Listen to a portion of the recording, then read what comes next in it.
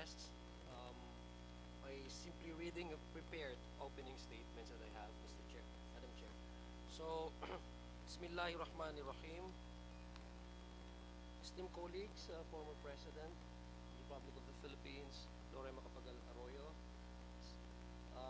Chairman Mika Suansing, Secretary Maria Teresa Lazaro, and distinguished officials of the Department of Foreign Affairs, other invited guests, ladies and gentlemen, good afternoon.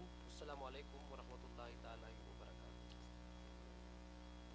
On behalf of the Chair, Mika Suansing, it is my honor to sponsor the deliberations on the proposed budget of the Department of Foreign Affairs for fiscal year 2026 in the amount of 30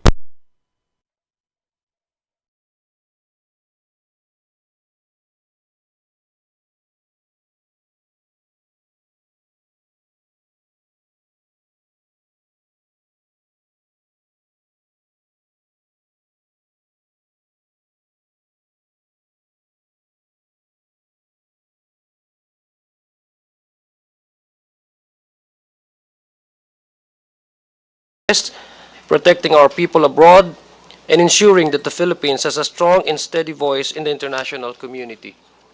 The department's budget is carefully structured to sustain and strengthen its core mandates. Slightly more than half, or 15.2 billion pesos, will be devoted to maintenance and other operating expenses, enabling our embassies and consulates worldwide to continue delivering vital services. 11.7 billion pesos will fund personal services, ensuring that our frontliners abroad are properly supported. Another 3.2 billion pesos is provided for capital outlay to improve DFA's facilities and modernize its operations. By major programs, 13.4 billion pesos will go to the diplomacy program and 9.6 billion to the consular and assistance to nationals program, making up the lion's share of the DFA's 23.2 billion operational budget. This reflects the department's clear priorities to advance the Philippines' interests abroad while never losing sight of the safety and welfare of our citizens overseas. In these uncertain times, marked by geopolitical upheavals, regional flashpoints, and global economic volatility, the Department of Foreign Affairs is our front line of defense and engagement. Every day, our embassies and consulates serve as havens for overseas Filipinos facing crises, be they armed conflicts, natural disasters, or humanitarian emergencies. The budget before us is not merely numbers. It is a lifeline for the millions of Filipinos working and living abroad who rely on the protection, assistance, and representation of their government. This budget also underscores the Philippines' role in strengthening international alliances and partnerships. As the President has affirmed, and I quote, "We remain a friend to all." Our diplomacy must be robust, principled, and proactive, building bridges with our allies and partners while safeguarding our sovereignty and promoting peace. Through this budget, we give our diplomats the means to carry forward this vision of a Philippines respected abroad, trusted by partners, and always protective of its citizens. In supporting this budget, we affirm our commitment to a foreign service that upholds the dignity of the Filipino, wherever he or she may be, and to a nation that speaks with strength, credibility, and compassion in the community of nations. Distinguished colleagues, the committee fully supports the approval of the Department of Foreign Affairs proposed budget for fiscal year 2026. Madam Chair, with your leave, we will now proceed with the presentation of the Department of Foreign Affairs 2026 budget. But before we allow the Secretary to proceed with the presentation, there are several ground. I think all the members have already aware of that. Okay. We present the Secretary. Yeah, okay. Okay, so, yeah, okay. Thank you, Madam Chair. Thank you very much. Thank you very much, Representative Z. Alonto Adyong. You're very good hands po with Vice Chair Adyong. He is very much well versed with everything that's happening within the budget of the Department of Foreign Affairs. So you're in good hands po. You have a good sponsor po with you on this journey until the approval of the budget of the DFA in the plenary. So before we move to the interpellations po from our House members, I would like to give the floor to the Honorable Secretary Maria Teresa P. Lazaro to present the budget of the Department of Foreign Affairs for fiscal year 2026. You have the floor, ma'am. Thank you. Thank you very much, Representative Micaela Suansing. I also want to thank also the presentation made by Congress Representative Sia Adyong. Well, the former president has already left, but I just want to give special mention to an ardent supporter of the Department of Foreign Affairs, Congressman Rufus Rodriguez, whose birthday is coming on September 13th. Thank you.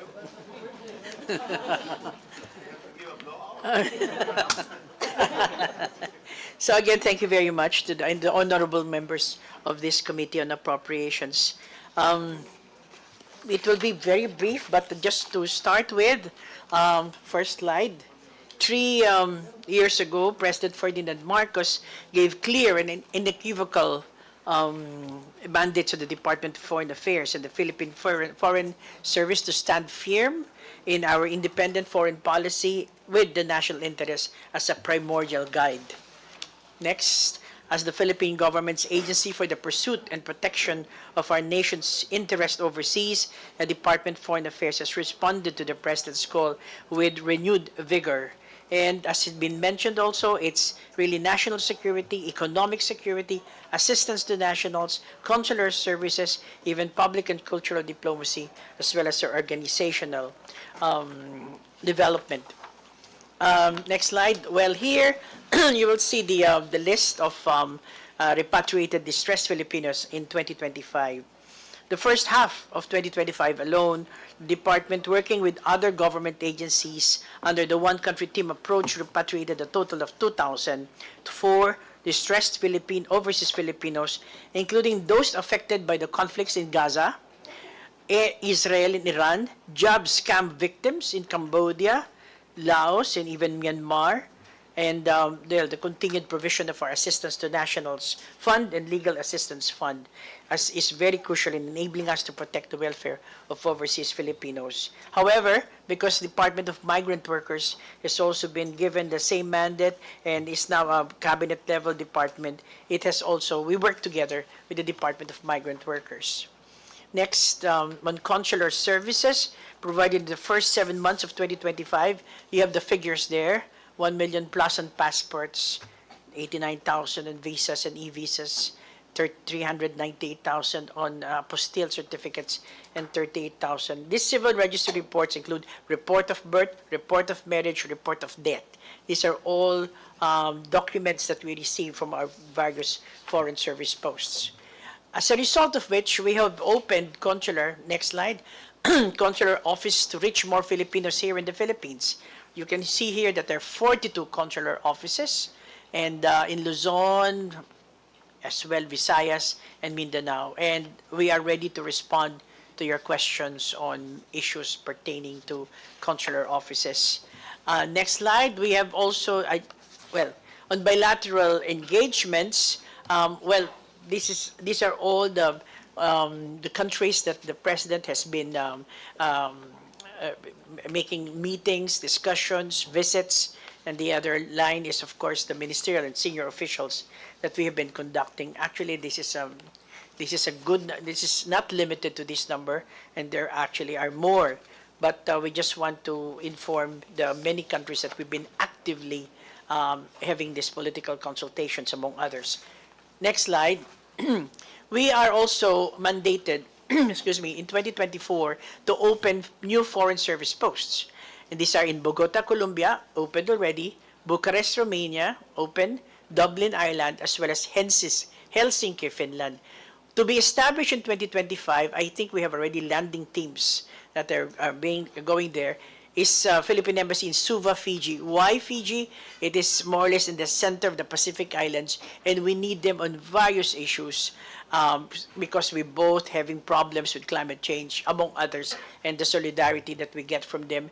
There's now a Philippine Consulate General in Busan, which is deep south of from Seoul in the north, and Consulate General in Ho Chi Minh, Vietnam. Why?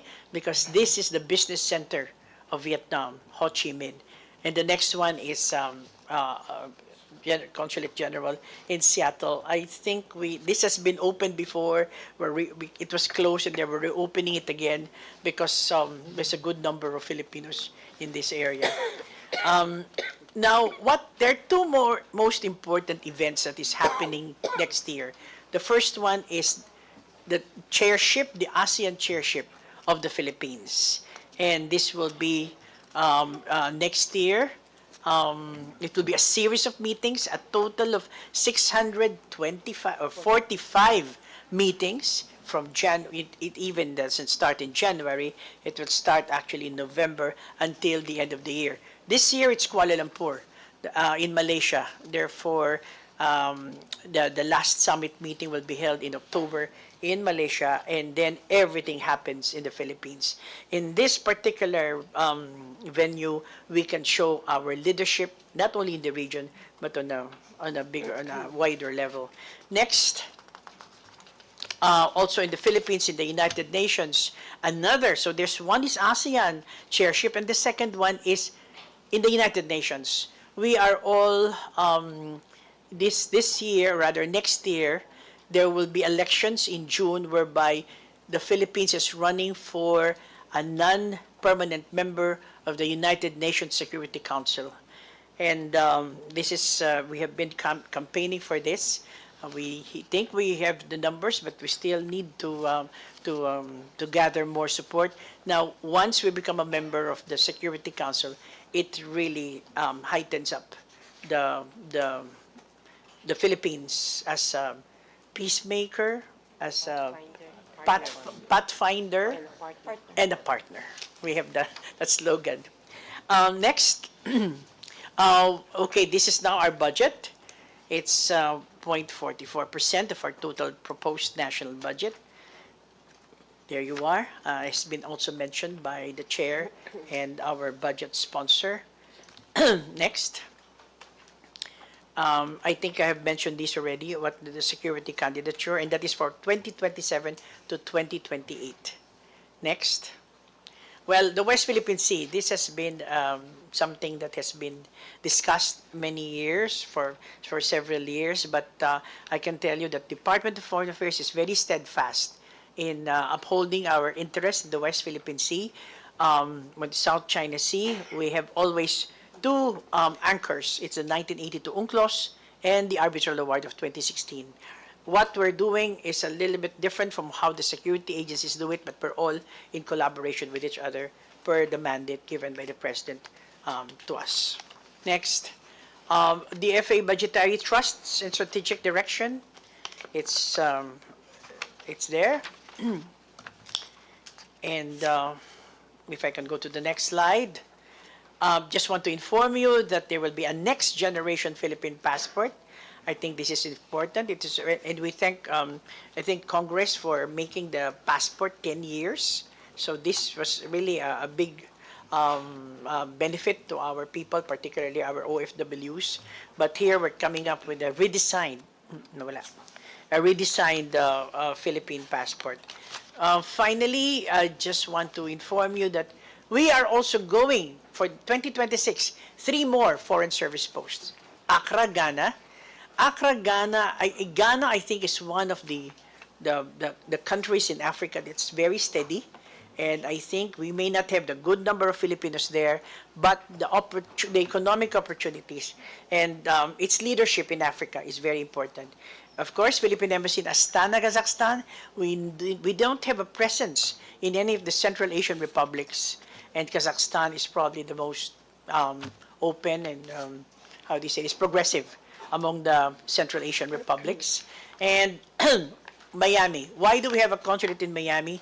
We are looking also at the our Filipinos there. particularly the Caribbean.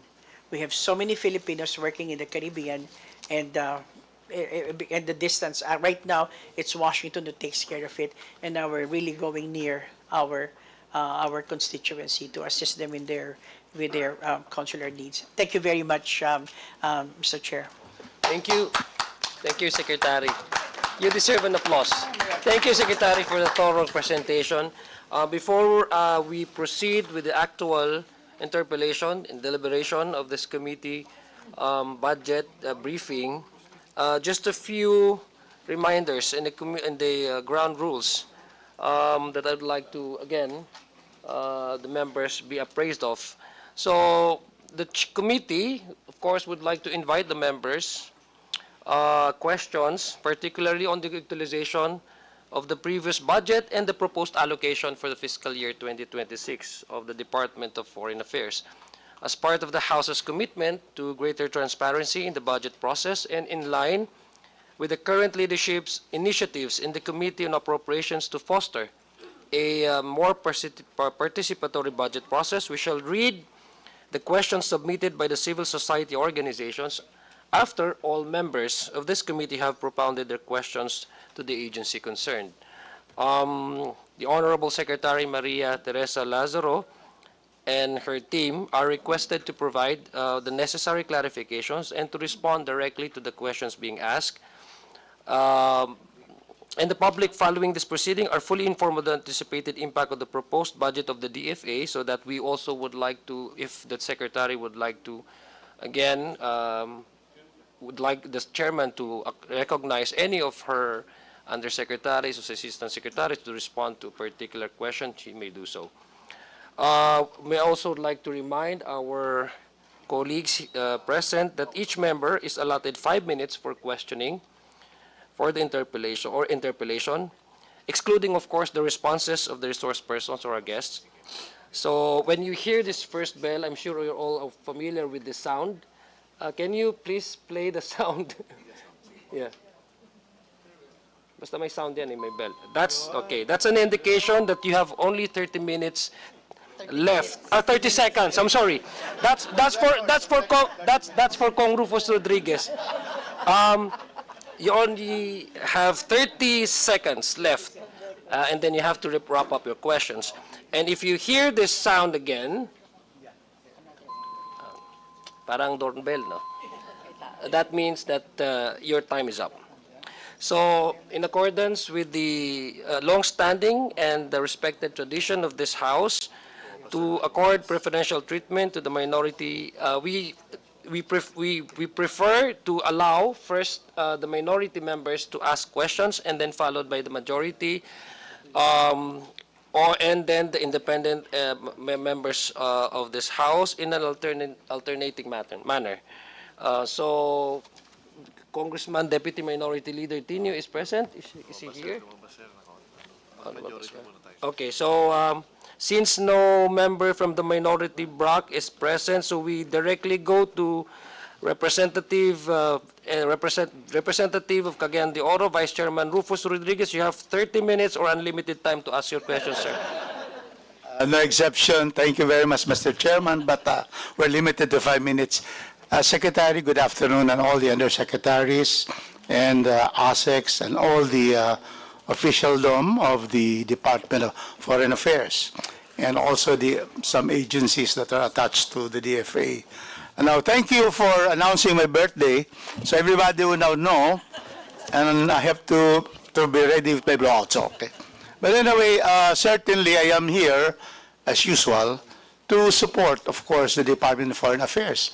And I'm very glad to hear that we are extending so much in services, our consular, apostille, on all the other functions, especially with our embassies and consulates abroad doing so much work excellently. And so I'm also very happy to hear that certainly the Department of Foreign Affairs would certainly really fight for the 1982 UNCLOS provision favoring the Philippines, and of course the July 2016 decision of the Arbitral Tribunal in Den Haag.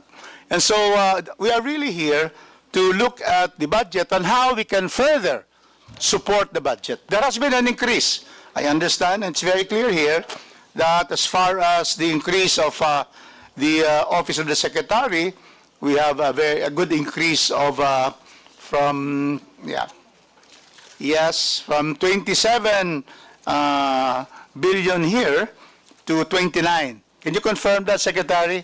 I can confirm that, Representative, Yes. Your Honor, Your Honor. Yeah. And in spite of this, what else would you need? Yan ang tanong. Kasi okay na ito eh.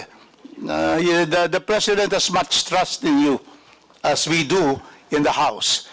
And so we would like to know from you if they are still left out from what you have proposed to the DBM. May we know how much was proposed by the DFA to the DBM for 2026?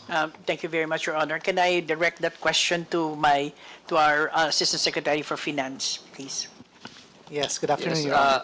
Assistant Secretary Emilio Fernandez. Yes, Yeah, thank you, Chair.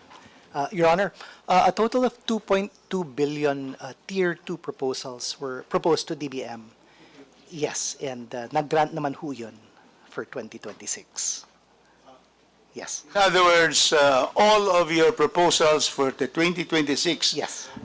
NEP were all given? yes, Your Honor. You're very lucky. You know, many are crying here. Many departments because they have a 3 billion, 2 billion reduction. So is there anything else because you have been given your proposal? Again, the trust of the President to Secretary Tesla Lazaro, who has been doing a very good job as ambassador, as USEC, and so forth. So, or there's nothing else that is needed by our secretary, except of course the opening of the consulate in Bukidnon, my neighbor. You know, Bukidnon is so huge, and there is no consulate office. They have to come to Cagayan de Oro. Although we like it because they spend there, but because my neighbor, Congresswoman Laarni Roque, I think Bukidnon deserves. Will that be open in this coming year, 2026? Again, thank you, Your Honor. This can be responded by Undersecretary De Vega. Yusek De Vega, please. Thank you, Mr. Chair. Thank you, Honorable Rodriguez. We'd like to assure Honorable Congresswoman Roque that we will work on the proposed opening of Bukidnon. Of course, we will go through the process of preparing for this and also coordinating with the Department of Budget and Management because we also do need their approval for the opening of our proposed consular offices. Thank you, Mr. Chairman. Thank you. And sir. another one, there's also no consular office in the entire Zamboanga del Norte of Congressman Adrian Amatong in Liloy. Can we also have a response on that? Again, I direct it to Undersecretary De Vega. Mr. Chairman and Congressman Roque and Congressman Rufus and Congressman Amatong, the Liloy CO proposal is also in the list for submission. Thank you. A yes for 2026 that there will be an opening? Because we're talking about Mindanao here. And so we always, work for that island paradise of Mindanao, but the land always a promise. But Sir, your promises always will be followed kasi Sir, we- DFA kayo eh. Sir, we will work with the DBM on this because the final approval, of course, will come from them also on the opening. Cong Rufus, in line with your questioning, I had a separate press briefing yesterday, and I learned there's an additional 5 million that was supposed to be included in the NEP, because Cong Rufus is asking you how much exactly do you need, and you said everything is in there. May I confirm? No, 5 million. Isn't it supposed to be a 5 million? Kasi we have to take this opportunity, I mean, Congressman Rufus is asking you how much do you exactly need? How much did you request DBM for you to be able to work on as a budget, as operation for your operational budget for fiscal year 2026? And you said everything is in there now. But I heard during yesterday's presentation, there was a 5 million, if I'm correct? Yes. Yeah. Yes, Mr. Chair. There is a request from one of our attached agencies, the Foreign Service Institute, Okay. for the provision of additional funding for their HMO, for their employees, in the amount of 5.6 million. And this was included in the National Expenditure Program for this year, for the current year, but not included for next year. So the Director General of the Foreign Service Institute is requesting. He is also present here today at the hearing, Director General Fernandez, and may be able to provide more With the indulgence, details. yeah, with the indulgence of Vice Chairman Rufus Rodriguez, would you like Director General to respond to that question? Since Thank you very it's much, actually Mr. your Chair. question that we also would like to know.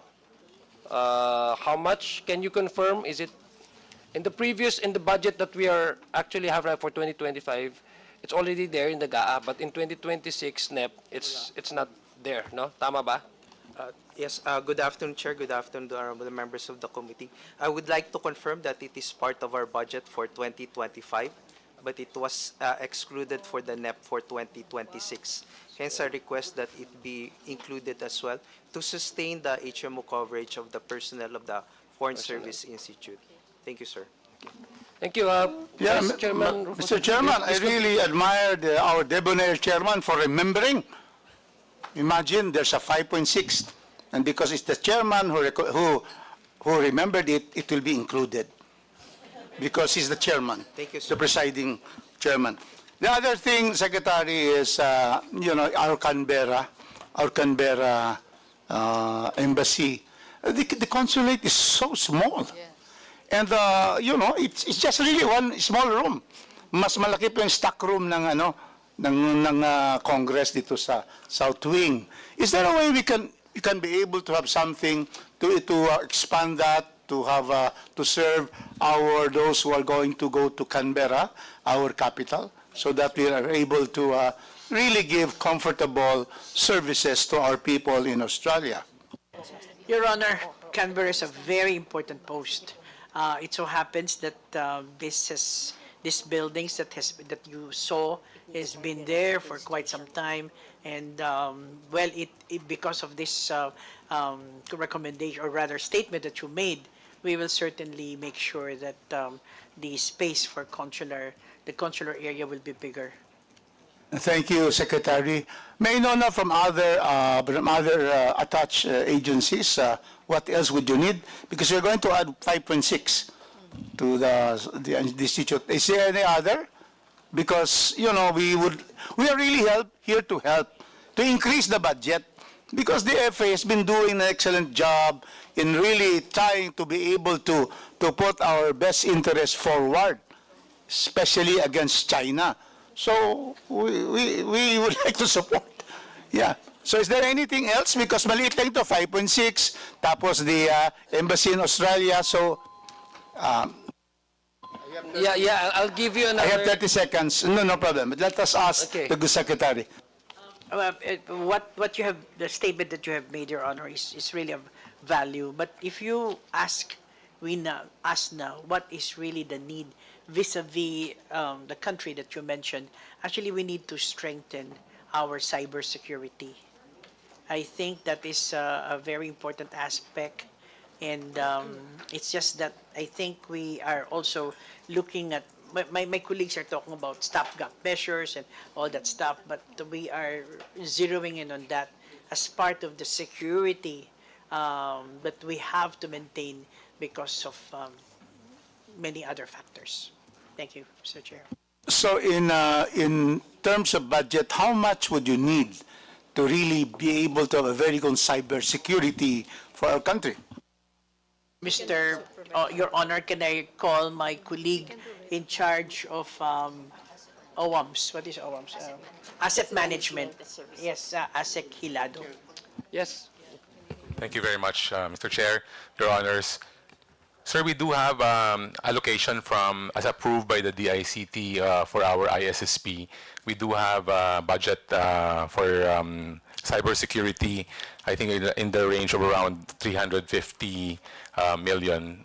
It is distributed in various projects. But now we are also in the process of assessing in terms of capacity of how much we can absorb if we need extra. What our focus now is on secure communications, securing our, refreshing our infrastructure in terms of our IT and internet, as well as our email service.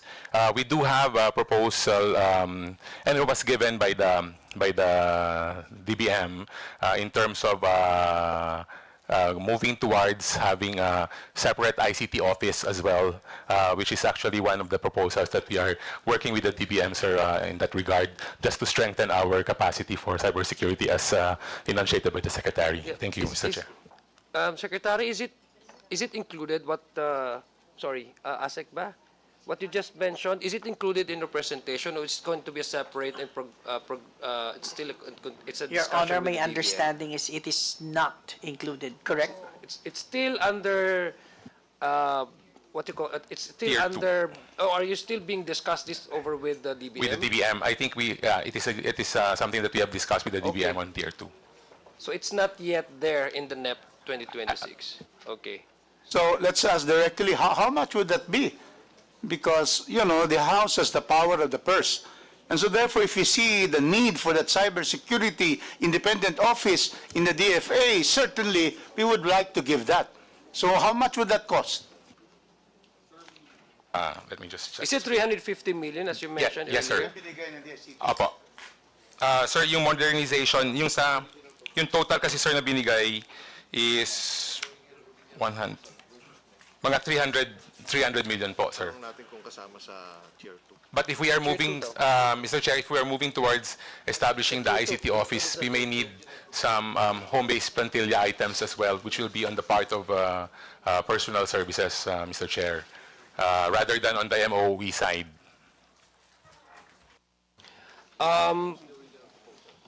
If no members here would like to complain about extending your time, maybe I can give another 1 minute for Kong Rufus Rodriguez to exhaust this discussion, because this is very important. No? I can give you Cybersecurity, another 1 minute, it Congressman. will not take 1 minute. I'll just like to ask the submission so that we will know how much it will be needed in addition to the DICT budget given to you, because that's in general. But we want to have a cybersecurity office in the DFA itself to assure us of the integrity of our systems and our state secrets. So with that, Mr. Chairman, I would like to end with a statement that in the proper time, I will move not only for the approval of what is presented here, but an augmentation and an increase of the budget of the Department of Foreign Affairs under Secretary Lazaro. Thank you. Thank you. Thank you, Vice Chairman Rodriguez. Now okay. Now we'd like to recognize Deputy Minority Leader Laila de Lima. You have 5 minutes. Would you like to ask your question? Yeah. Thank You you, have Your your Honor. 5 minutes, ma'am. Thank you. I beg your indulgence. I understand earlier my name was called already. I was in another committee, the Infracom hearing. I'm not sure if my questions have been asked already, but nevertheless, I shall still. This is more on finding out the status and the position of the DFA.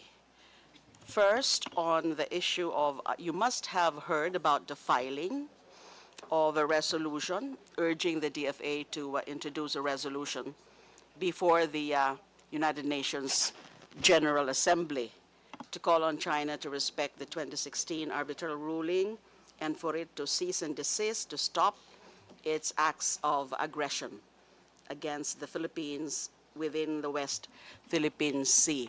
We actually based, as one of the, in fact, I was the principal author, I actually based that resolution on the announcement itself of the department that the Philippine government intends to actually refer that or file that or elevate the matter to the United Nations General Assembly. I think it was a statement, thank you, a statement sometime last year. Would you confirm that there was such a plan on the part of the DFA to refer the matter to United Nations General Assembly?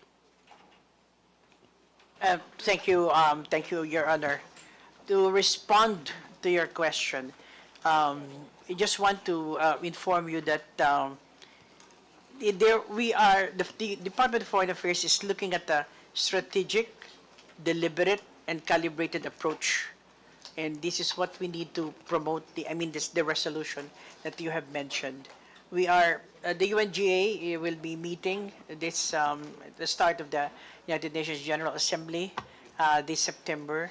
And we are consulting also our mission in New York on the possibilities and the probabilities of having this resolution passed. But we're looking at it and we're studying it very carefully. Has this matter reached already the office of the President or the President himself?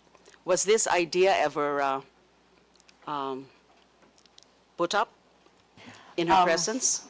In his presence, I'm sorry. Go ahead. Your Honor, I am not very sure about it, but there has been, on our part, Department of Foreign Affairs, there has been no discussion yet on this matter. I understand perfectly about the considerations of strategic, whether it's strategic, whether it would be what? I don't think there's any issue on this move being beneficial to our country, but it's about the strategic considerations. But in light of the successive recent actions of aggression on the part of China, would it be the best, or among the best moves to be made in order to prevent escalation of the tension, precisely to seek now the help of the international community? Is that not good enough a reason that may outweigh any strategic considerations? Your Honor, there is that possibility. It may. However, at the present time, we are having a bilateral mechanism that is so far being effective. The transparency initiative of the military is something that is also deterring certain situation. But in the United Nations, being very frank and candid, Your Honor, the focus of the Department of Foreign Affairs now is to gather more, support because of our UN Security Council candidature. We just want to finish this, have these elections, which will happen in June next year, and therefore the resolution is still very much in our minds, and we are mindful of the positions that has been taken on this. So you are prioritizing that? Just prioritizing, Your Honor, because this candidature is very, very important to us. And once we are there in the Security Council, of course, we have a voice. What would now compel the department and the Philippine government as a whole to finally take that step of elevating the matter to the United Nations General Assembly? Your Honor, I have, first of all, I think the response is we have to have it a whole of government approach. We'd like to also meet and convene with the other stakeholders in this particular situation. We just want to be very on all fours on discussing this issue because, the United Nations is a different venue, and we just like to be very very prudent in the way we approach things. We understand. Three more issues, Mr. Chair. Will I be, is my time? You still have, yeah, I I guess still you have still time. have time. I still yeah. have time. How about the rejoining of the ICC or the Rome Statute? Should it be also now opportune to consider rejoining ICC and Rome Statute? Your Honor, again, the truth is this is something within the purview of a different government agency, particularly the DOJ. Yes. I think they have had discussions on this with other agencies. We have not been privy to their discussions. As if so, then there will be notes verbal and official communications. But DOJ is the lead agency. Yes, on it's this. the lead agency. So I wonder if DFA has any role? No role? We well, in the Treaty process. The treaty process. it's more of the treaty process. When there is such that has been already concluded, and indeed, if there is a rejoining the ICC. yes, then there's a process that goes through us, and then it's a treaty process itself. Then we will be doing the filing, we'll be requesting for concurrences, and we're doing the legal And the ratification also. the ratification process. That's correct, Okay. Your Honor. Next, the extradition. Kibuloy extradition. Okay, Is it true that the DFA has not received any that's correct, official Your Honor. request yet from the We have U.S. not- government in spite of the announcement of the ambassador to the U.S., Philippine ambassador to the U.S., Romualdez? If you recall the statement of Ambassador Romualdez, he said that it was given to the Department of Justice, not Department of Foreign Affairs. And I confirm that that we have not received anything formally from the U.S. Embassy. If so, if we receive anything, that again goes to the agency concerned, and that's the Department of Justice. It's not the first time that we are having extradition. There have been extradition cases already. So is that the proper procedure, that it goes direct to the DOJ instead of coursing through DFA? I'm not very sure of that, Your Honor, but the process is a note verbal, which is the diplomatic communication, goes to the Department of Foreign Affairs, whatever is stated in that, and then we give to Department of Justice, depending on the decision or of the outcome of how Department of Justice will decide. It goes back to us, the Department of Foreign Affairs, and then we will send that to the U.S. Embassy. So at the moment, no request yet, official request None, from the Your U.S. government, let's say through the None, Your State Honor, whatsoever. Department. Okay, one last point on the, are there already DFA help desks in various embassies and consulates, especially in those areas where there are quite a number of complaints of abuses of our OFWs? DFA help desk, let's say human rights desk. Just an initial reaction to that, Your Honor, because the Department of Migrant Workers has taken over some of the issues when it regards to OFWs. However, for Foreign Affairs, we are in charge of students, tourists, spouses. Like what happened in the in the New York bus crash. Those were tourists. That's under us. That's But DFA. yes, but when it comes to OFWs, OFWs, migrant workers, is now yes, DMW. it's with them.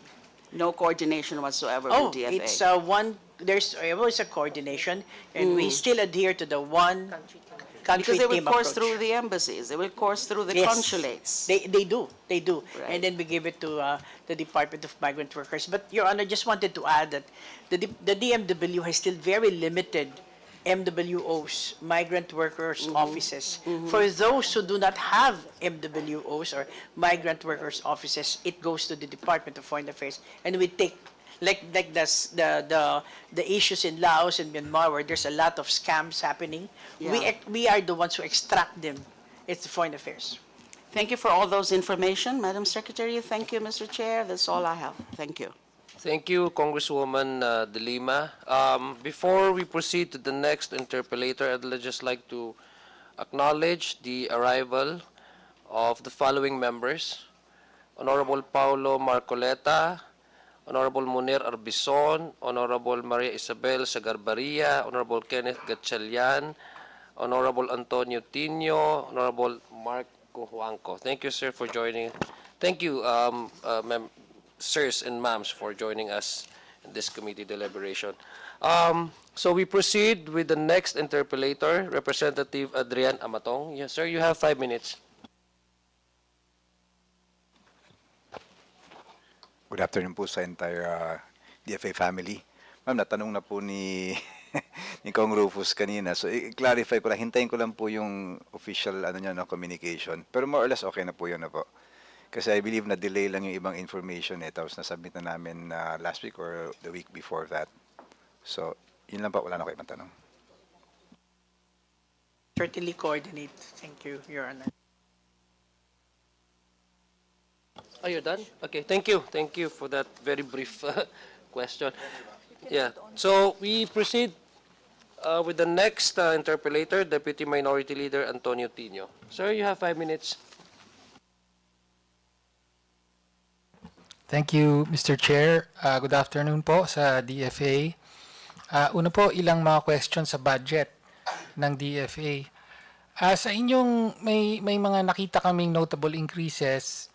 One, MOE, other MOE subscription expenses from 185 million in 2025 magiging 767 million 2026.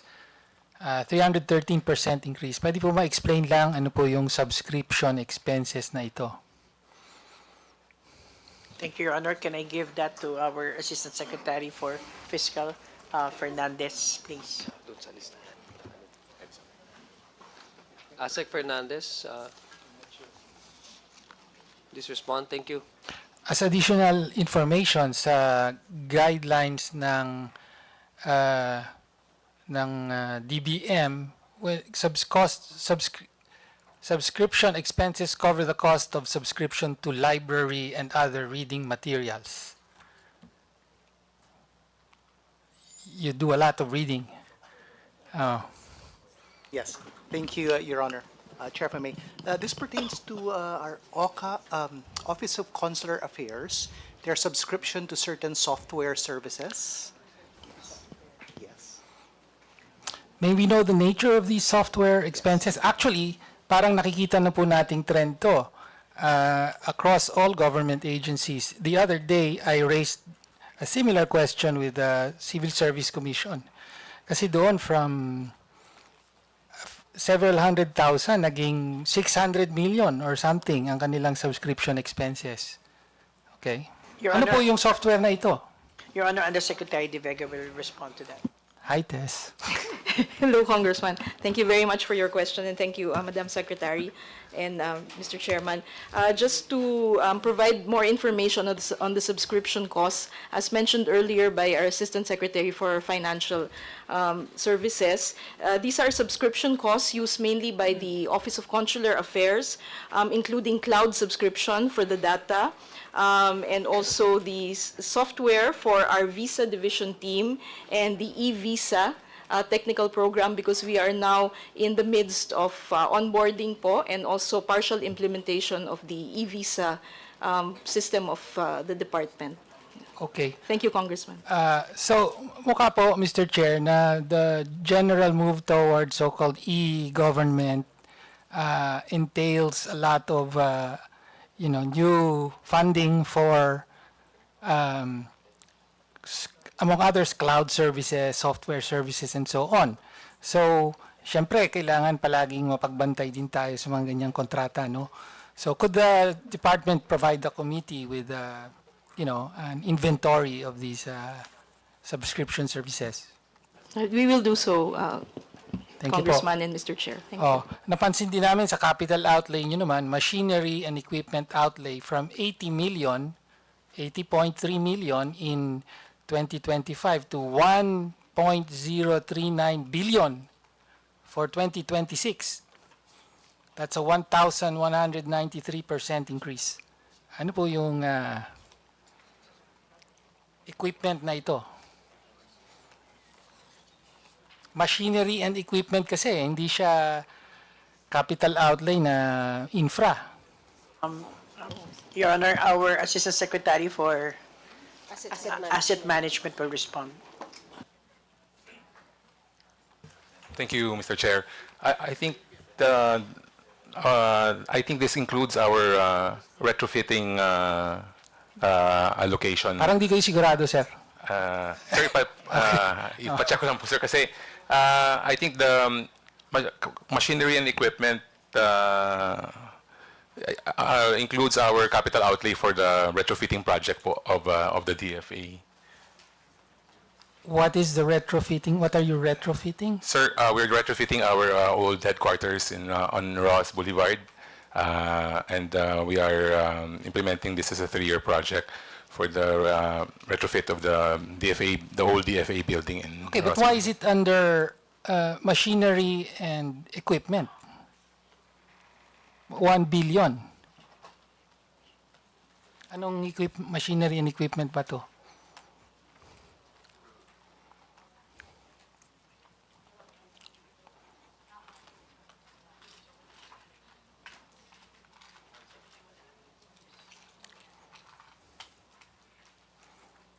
Your Honor, I believe this pertains, is the amount 919.4 million for,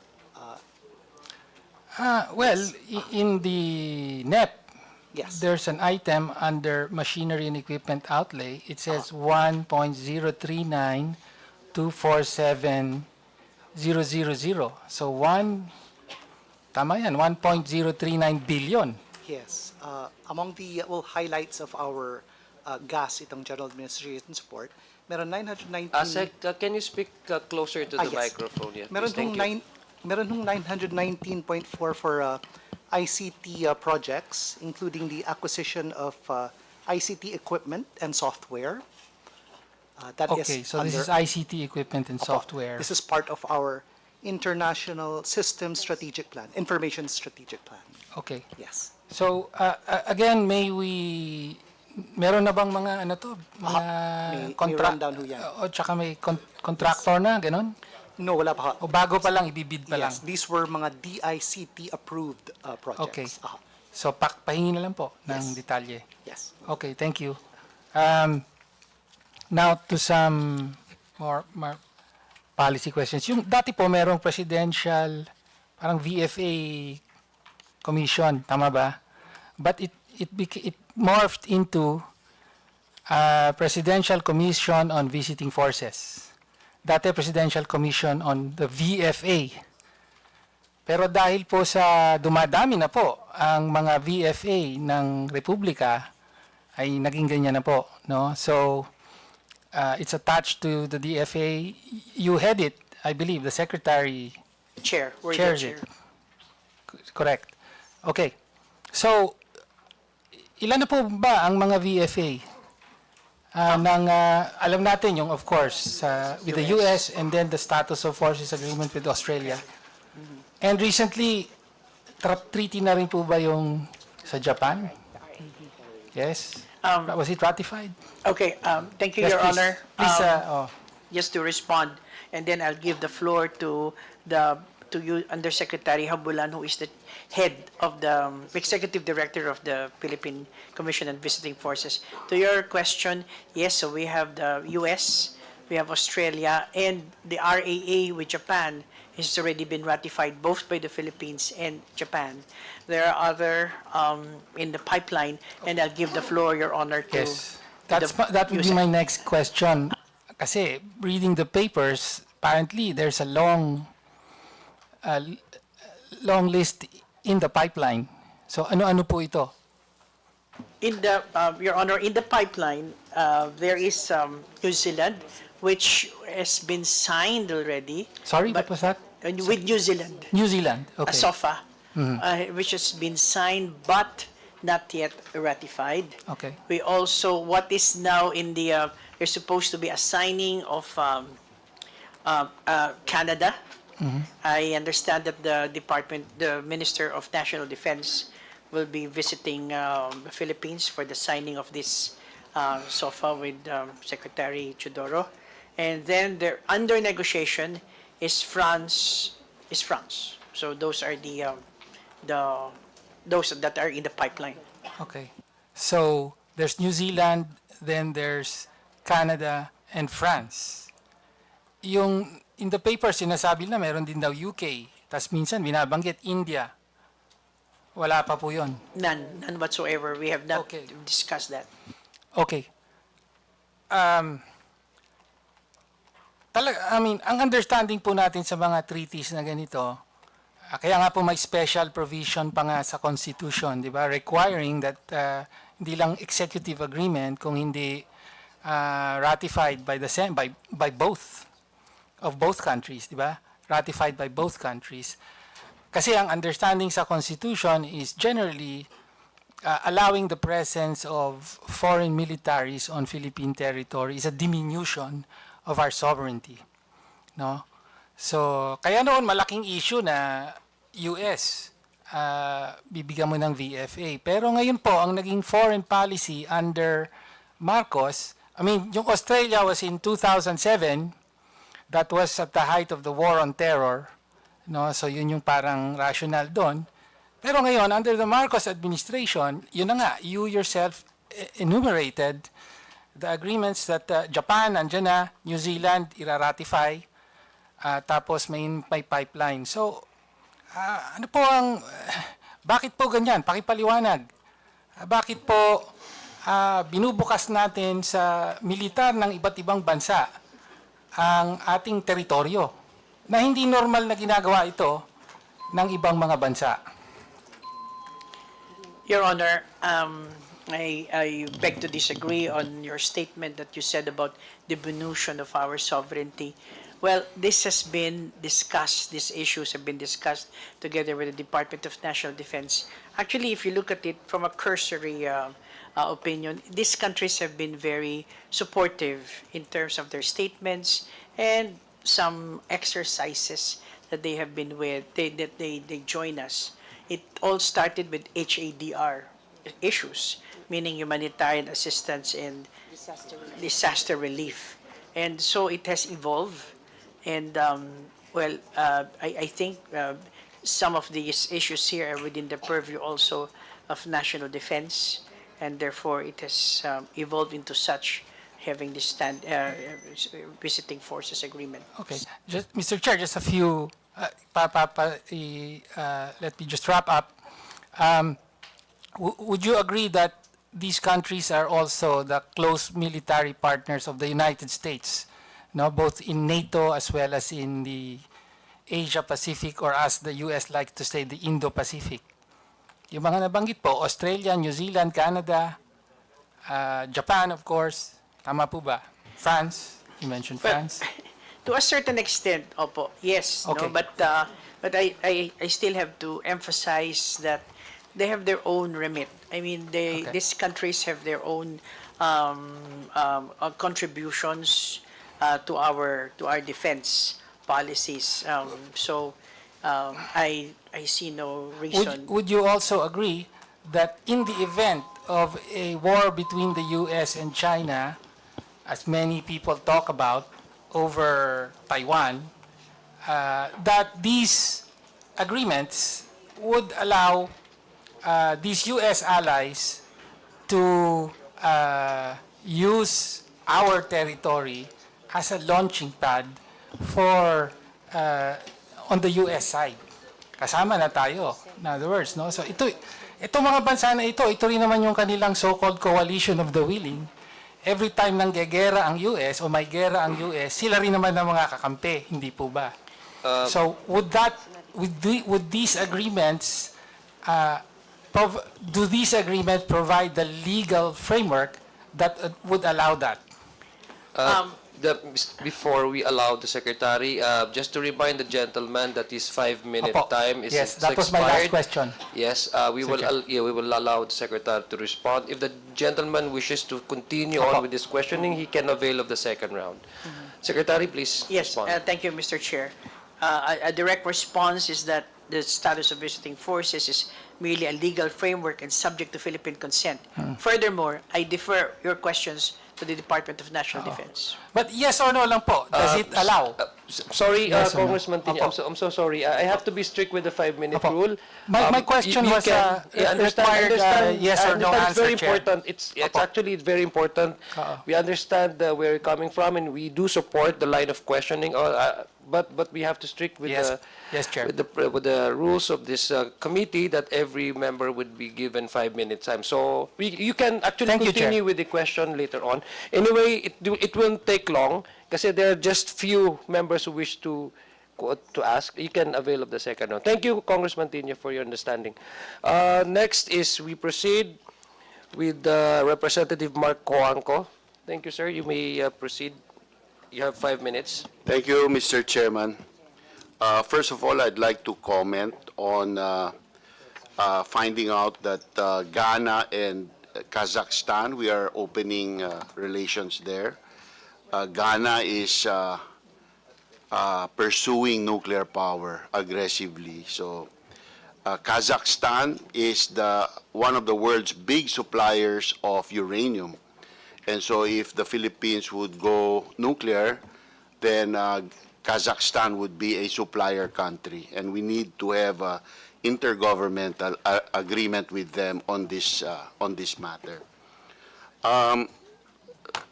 Madam Secretary, I messaged you a few days ago, a week ago, regarding 5 conventions which still need ratification by the Senate. These are the CSC, signed in March 10, 1998, the CNS, signed in October 14, 1994, the JC, signed in March 10, 1998, the 97 Vienna Convention, signed in March 10, 1998, and the Joint Protocol, signed in September 21, 1988. Madam, Mr. Chairman, Madam Secretary, that these conventions are not yet ratified, does it reflect poorly on the Philippines as an international partner, being that our presidents, past presidents, put their signature on these agreements? Thank you very much, Your Honor. I recall the text that you gave me on this matter. I was just not able to respond immediately as I have to research also with other colleagues. My understanding, Your Honor, is that these instruments of ratification are already signed, as you have mentioned. But the Office of the President has transmitted these conventions for the Senate consideration and concurrence. During the 19th 19th Congress. That's right. Yes. So it needs to be retransmitted. As discussed with the Committee on Foreign Relations in the Senate, it has to go back again to us, send it again to the same process, bring it to the Office of the President, and I beg to disagree, Mr. Chairman. Yesterday, I had a meeting with the DENR Secretary Lotilla, who was our former DOE Secretary, and he asked for my help regarding this certification, this COCs. And he said that there should be no need to execute a new COC even if there's a new secretary appointed, as long as it's the same administration, the Marcos administration. So I hope we do not allow bureaucrats to restart this and jeopardize our opportunities because we have not ratified these conventions. Madam Secretary, I have called the ODESCA, and I have also messaged executive secretary, the executive secretary, and please follow up with them. And when we finally get this, a letter requesting this from the Senate, could you do me a favor, a personal favor, and write a letter to each senator appealing for the ratification of these conventions, these 5 very important conventions to the country, Madam. Yeah. So yes, I have to ask one more question before I go, Mr. Chairman. Madam Secretary, maybe who would want to answer here, strategically, because of our current geopolitical situation, is there no advantage to the Philippines recognizing Taiwan as an independent, self-determining, democratic country? Your Honor, to respond to your question, the Department of Foreign Affairs only adheres to the One China policy. To your question, if there is a possibility, this will be a decision of probably other government agencies and all the way up to the President. As long as the 1975 joint communique states that this is the situation, that the ROC, that the PROC will be taking over the functions, or rather that of the Republic of China, which is Taiwan. We adhere to it, we're the vanguard of it, and the One China policy.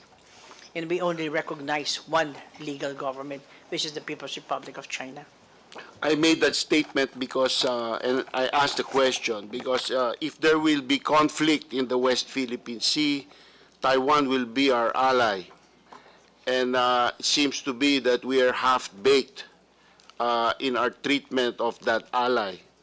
So maybe because China does not change its attitude of belligerence, of using force to bully and intimidate, I think we should also re-examine our position vis-a-vis our treatment of Taiwan, an ally.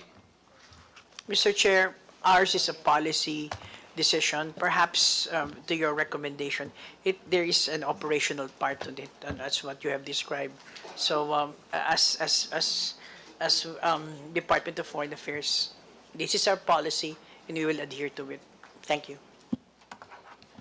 Thank you, Congressman Coangco. Now we proceed to the next interpellator from the minority, Representative Robert Nazal. Sir, you have 5 minutes. Thank you, Mr. Chair. Good afternoon, everyone. Good afternoon, Madam Secretary. In 2024, Madam, the total available appropriations of the DFA amounted to 30,902,392. However, you were only the department was only able to obligate 20,916,000,000, leaving around 9.9 billion in unused appropriations. This is practically 1/3 of your total available appropriation. Can you please explain the inability of the DFA to fully utilize its 2024 budget? Yes, Your Honor, I give the floor to our Assistant Secretary for Fiscal Management. Yes, thank you, Your Honor. There were 2 significant factors that contributed to this. One is the delayed implementation of the retrofitting project, and another is the low availment of yung ating ATN funds. Yes. So there were less overseas Filipinos in need of assistance. What is the, ano po yung first? What was the first? Ito ho yung retrofitting project for our old building Okay. along Rojas Boulevard. And how much is the Nasa mga allocation? 500 million ho yun. Yes. 500 million. So yun yung na-delay. Yes, na-delay ho yun. Okay. And So then- that's part of the 9.9. Correct. Ano po yung pangalawa? The other is the low utilization ng assistance to nationals funds. And we usually get 1.2 billion a year. 1 billion for ATN and 200 million for legal assistance. What's the reason for the low utilization? Well, for one, we already have itong Department of Migrant Workers. So many of the work was transferred to them. Okay. So but that still leaves you with around 8 billion? Yes. Another is yung ating e-passport project. There's been lower demand for passports because of the 10-year validity. So dati ho, 5 years lang yan. So less people are renewing now. Yes.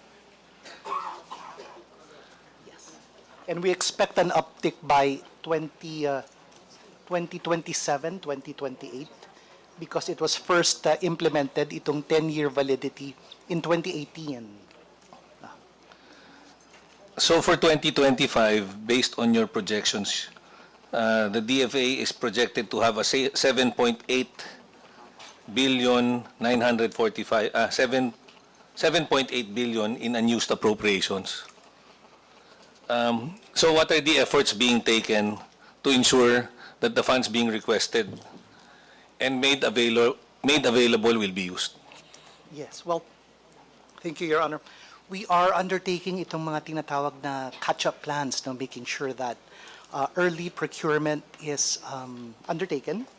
Secondly, traditionally, marami hong meetings take place in the second half of the year. And also itong mga projects, contracts, ang billing lang ho yan mga towards the end of the year end. So we'll make sure that offices adhere to their work plans so that the budgets will be utilized as scheduled. Yes.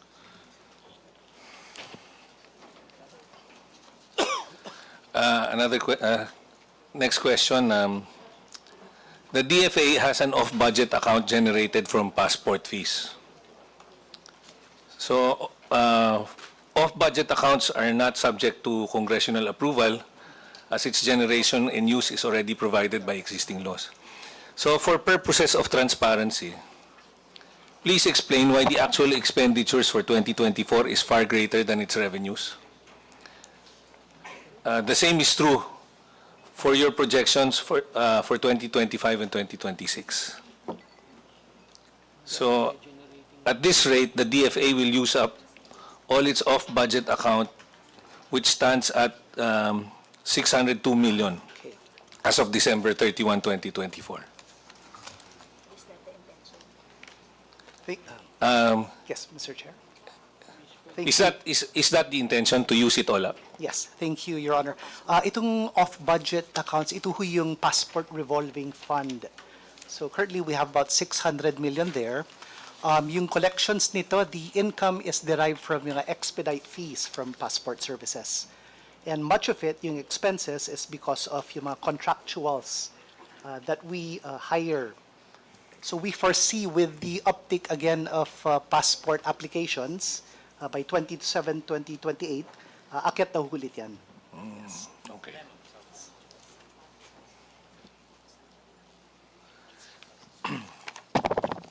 I just have a few questions from people who have been asking, who have questions from abroad. So please indulge me. So, ito po yung mga questions na tinatanong sa amin sa FB, knowing that we have a hearing today. So this is from Mr. Daryl Dave Clavicilia Albor. For passport services, since kailangan po natin ng uptick, no? Ano daw po ang mga hakbang ng DFA para mapabilis ang proseso ng passport application at renewal, lalong-lalo na sa probinsya?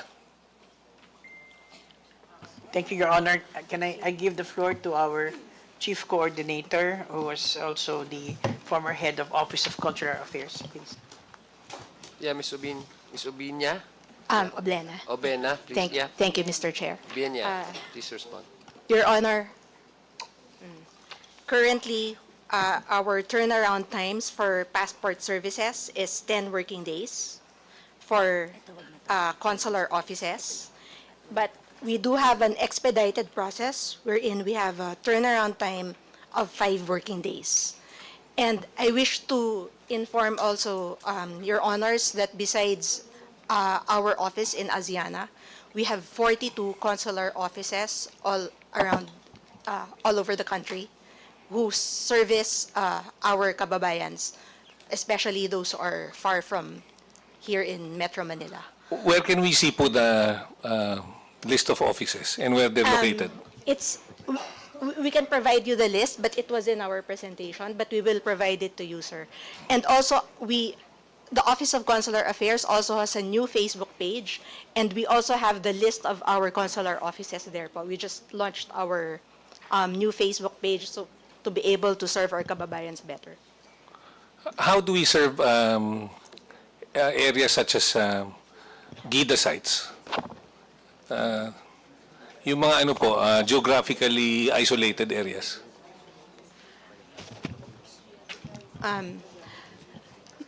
Sir, may I? Yes. Please. Yes. Sir, Your Honor, for those places wherein there are no consular offices within the city or within the province or within the town, we could provide passport on wheels services. But So we can do do that. have guidelines for that, including there's a minimum of, we should be able to service 200 people per day because it does, there is a cost to our manpower because we do, our manpower are all concentrated in Asiana. And if we do passport on wheels, then we need to deploy them to these places. So it depends on the location, sir. Kung talagang malayo po sila sa CO or to the consular office, then we can schedule a passport on wheel service depending on the request from the LGU. Thank you, sir. Thank you. Next question. Yeah, please, you still have time. Still have time. Thank you, thank you. So, for consular services, ito po, please indulge me. Online po ito. So, may plano po ba ang DFA na dagdagan ang bilang ng consular offices para mas mapalapit ang serbisyo sa mga mamamayan?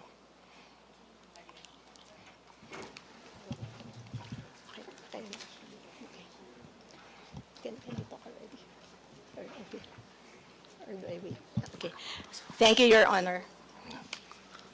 We do have a list already. We have a pending list of consular offices to be opened, but it has to go through a process including approval from the Department of Budget and Management and also from the Office of the President. And we have a criteria for the opening of consular offices, including a clientele of 75,000 or more outside the NCR, or 300,000 or more if within the NCR in any given year, including other criteria. In fact, Your Honor, a few of the representatives present here today have followed up with a request for COs, and we are going to try to coordinate with them with the process. Thank you, Your Honor. So how many do we intend to put up this year? This year, Your Honor, we have requested for 6 COs. But only one has been approved. And that is in Katarman, Samar. And we are starting the NOSCA, notice of, yes, the NOSCA has already been issued by the DBM, so we hope to be able to open our CO in Katarman in a few months. Can you submit a list to my office, please? Thank you. Yes, Your Honor. And next question. Ito po, galing kay Mr. Jason Garcia, isa pong nagtatrabaho sa abroad. Bakit po masusungit ang mga staff nila sa mga embassy at consulate sa abroad?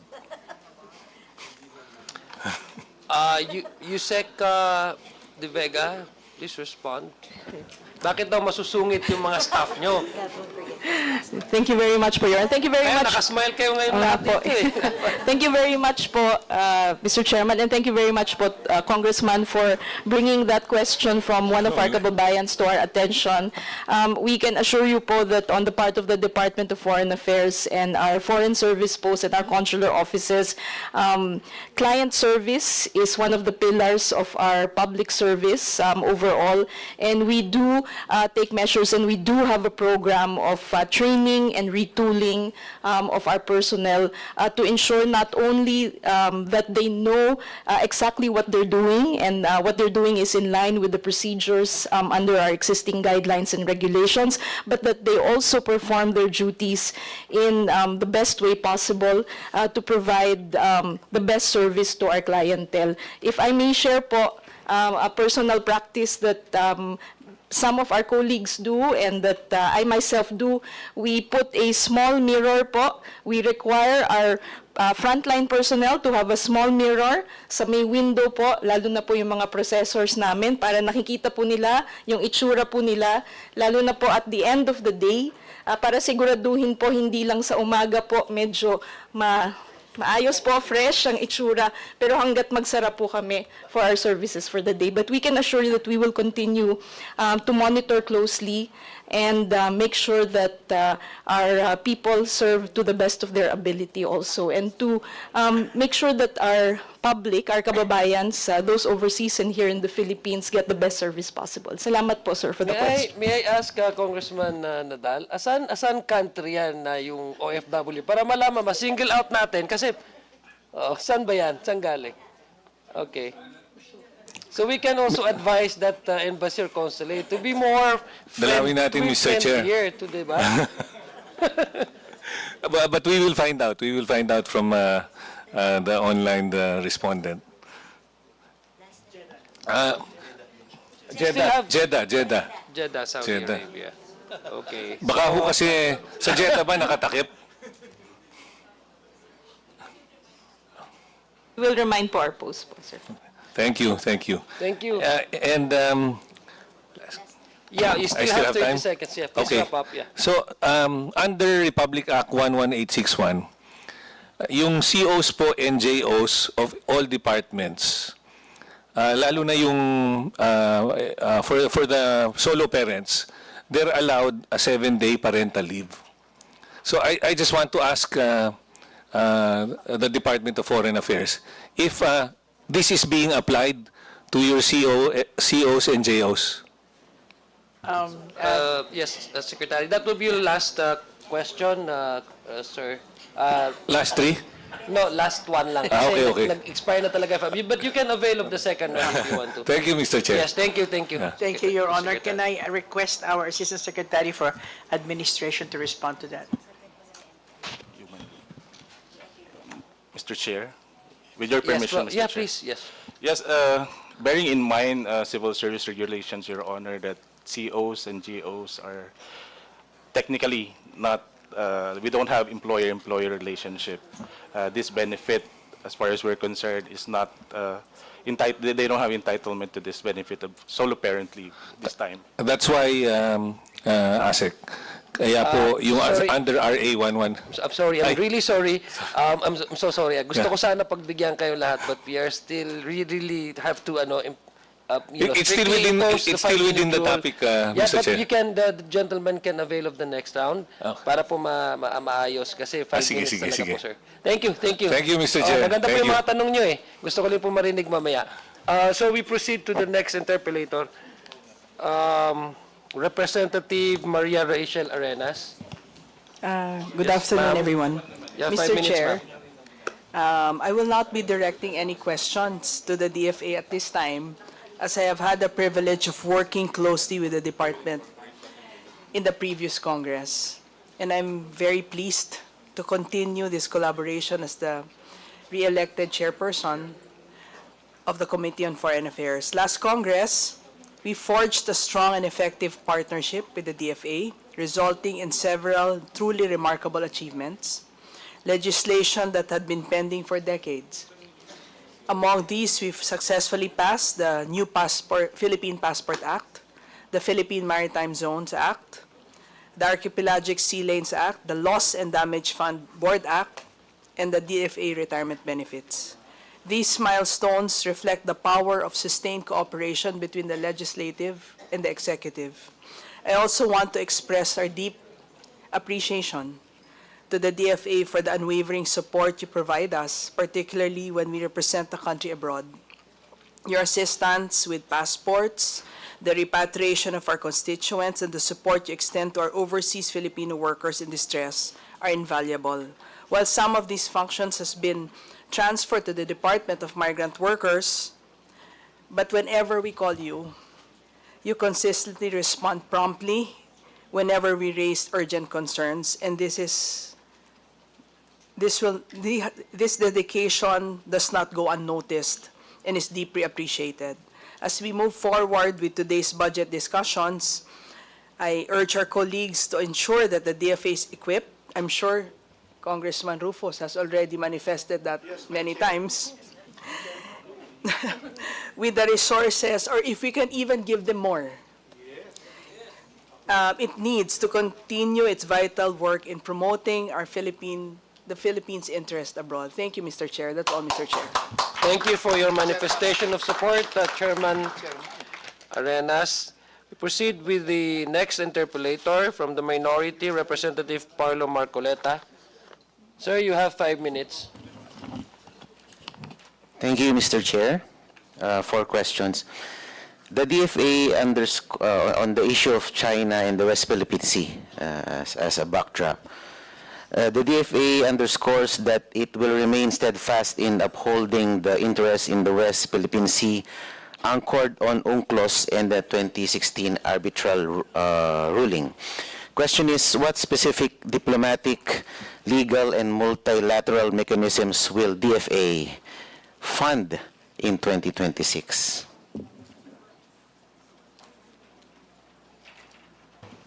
Thank you, Your Honor.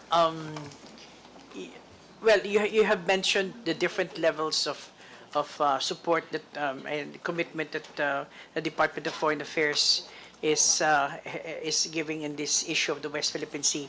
But your question is, what are those that we will fund? Actually, Your Honor, we have the International Commitment Fund, which actually is the fund that takes care of all issues. I mean, in the United Nations and other intergovernmental organizations. This has been a very important budgetary element of the Department of Foreign Affairs. Secondly, that's on the international level.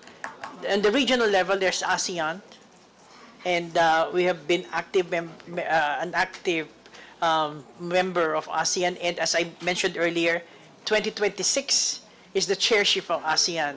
There will be a good number of activities. As I mentioned, 645 meetings, particularly on the political security aspect.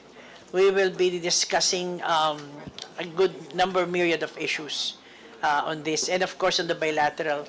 We continue our mechanisms that we have been executing, and actually we're just awaiting for the dates of the bilateral mechanism, BCM, bilateral consultation mechanism on the South China Sea with China.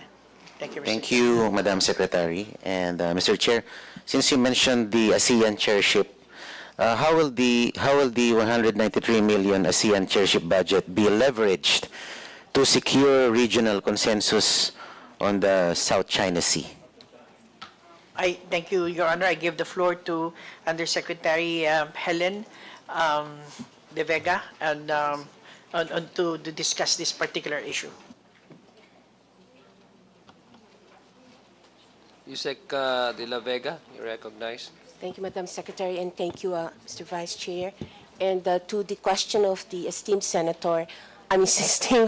member of Congress, would just like to mention that for the 193 million that we're looking at for funding of DFA ASEAN is basically to cover the support for the ministerial meetings that will take place in 2026. And in those ministerial meetings that would cover issues related to areas that we are very much concerned, including the commemorative activity for the 50 years of the Treaty of Amity and Cooperation in Southeast Asia, sir. Okay, thank you. On the highlighted 11 maritime dialogue mechanisms, which of these mechanisms directly involve China, and how will the DFA measure their effectiveness given the escalating incidents in the WPS? I would just like to confirm, Your Honor, that we have indeed 11 bilateral maritime dialogues. But we also have a bilateral meeting with China, which the Secretary has mentioned, and this is also covered within the context of the ASEAN-China meeting on our negotiations on the Code of Conduct, sir. I mean, I'd be happy to answer any further. Yes, one final question before I make a manifestation, if the chair would oblige. Because the Constitution states that we renounce war in our national policy, could you kindly explain to us our rather strong posturing against China? And has our aggressive, rather provocative stance protecting our sovereignty reaped a positive effect so far? And what other strategies is the Philippines undertaking to ensure that as we protect our sovereignty, we are able to maintain our standing in Asia with our economic partners, which still includes China?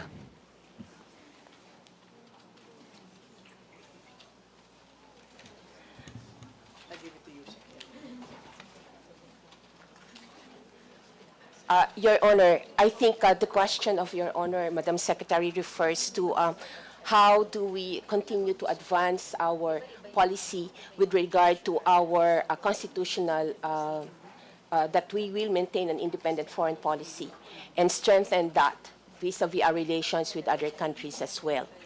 And so I think that to begin with, we can start with the most important country, and that is, for instance, China. And with China, what we have been doing is that, for instance, just a quick background, that when we marked the 50th anniversary of diplomatic relations on 9 June 2025, we had organized various commemoration activities with the Philippine Embassy in Beijing and the Chinese Embassy in Manila, along with the Filipino-Chinese organizations, because we still feel that basically the real foundation of our relationship is on the people-to-people exchanges. And we remain to this day committed to pursue a comprehensive strategic cooperation on the basis of mutual benefit and mutual respect as two equal sovereign states. And we remain to be committed to our long-standing policy of open and active engagement with China as a close neighbor. And we continue to be guided by the foundation principle again, that we have a long history of friendship with the Chinese people, sir. So maybe there are episodes, really, some pockets of issues that we're now facing, but I think it's really very important that in our chairship, we will remain to use the primacy of dialogue and diplomacy in all our undertakings, vis-a-vis not only with China but with the rest of the world. Because as the President said, it will remain to be friends to everybody and enemies to none. Thank you, Mr. Chair. Opo, just as a manifestation, kasi lately, naging matigas po ang ating tono pagdating po sa pag-assert ng ating teritoryo. At ito po ba ay nakatulong sa pag-aano natin sa pag-assert ng teritoryo, lalo lang nating ginagalit ang ating kapitbahay. Ang ano ko kasi, ang sa akin lamang po, baka we might be sending a strong, a wrong message to our youth na a sense of nationalism or being nationalistic is being adverse or hostile to China. Baka yun ang tinuturo po natin sa ating mga kabataan. Ganun po ba ang ating gustong iparating na kamalayan ng a strong sense of nationalism is being anti-China? Samantalang sa kabilang banda, tayo naman ay patuloy pa rin tumatangkilik ng mga serbisyo na more or less China-made or China-infused ang capital. Like GCash, Shopee, TikTok, Temu, at dyan, kung pupunta kayo sa kalsada natin, bawat 5 metro may BYD na sasakyan, which is I think a flagship automotive car maker in China. So, hindi ko po maintindihan kung ano po ang gusto nating ituro na sa mga kabataan. Sometimes, mayroon pong mga pumupunta sa mga universidad, ganito dapat, ipaglaban. But do we have the capability? Number 1. Number 2, ito ba ang tamang itinuturo natin na sense of nationalism para sa ating mga kabataan? Yun lang po. Your Honor, maraming salamat po doon sa inyong statement na yon. Isa lang po masasabi ko na to respond to that. The West Philippine Sea, this issue natin sa katubigan, is not the sum total of our relations. In other words, alam po yan ng ating mga kaibigan sa China that ito pong mga nangyayari sa tubig, the dispute, is one part. But the rest, trade, if you look at trade statistics, trade is robust with China. Of course, investments have really gone down. So, but continues pa rin ho, like we have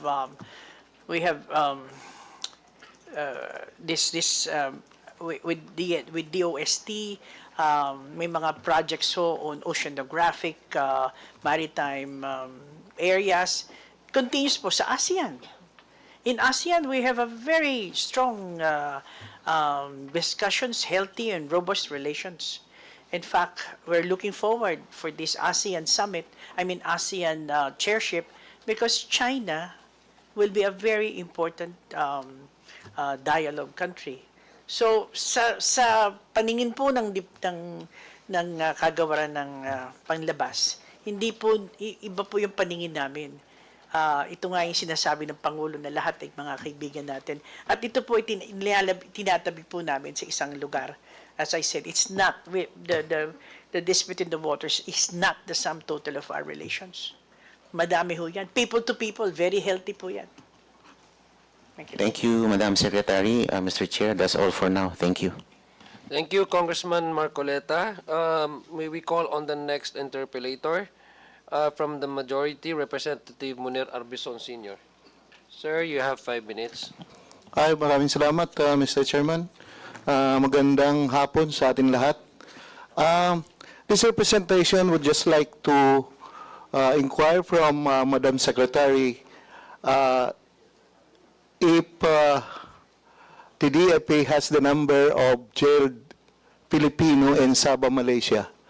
It so happened that most of the jailed Filipino are from Sulu. Thank you po, Your Honor. I would request my colleague from Assistant Secretary for Asia Pacific Affairs to respond.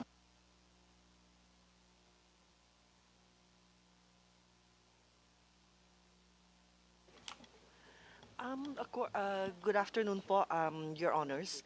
According to our records... Ma'am, I'm sorry, you have to speak closer to the microphone so we can hear you. Good afternoon po, Your Honors. According to our records and our embassy and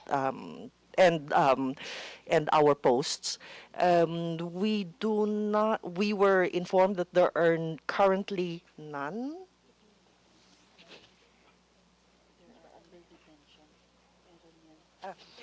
There are a number of Filipinos that are in detention for some sort of entry violations. And we are currently still checking how many are currently imprisoned as per your question po. So if you give us some time just to dig out the information, sir, we'll revert to you immediately po. Thank you for the information. We know for a fact that we do not have any political or diplomatic ties with Sabah. Pero sana matulungan natin yung mga kababayan natin doon kahit maglagay lang tayo ng monitoring team to see to it na magandang kalagayan nila. Your Honor, gusto ko pong sagutin yun. Ang embassy po natin sa Kuala Lumpur, yes, Kuala Lumpur in Malaysia, has given and devoted a lot of its time. In fact, half of the staff complement has always been directing its work towards Sabah.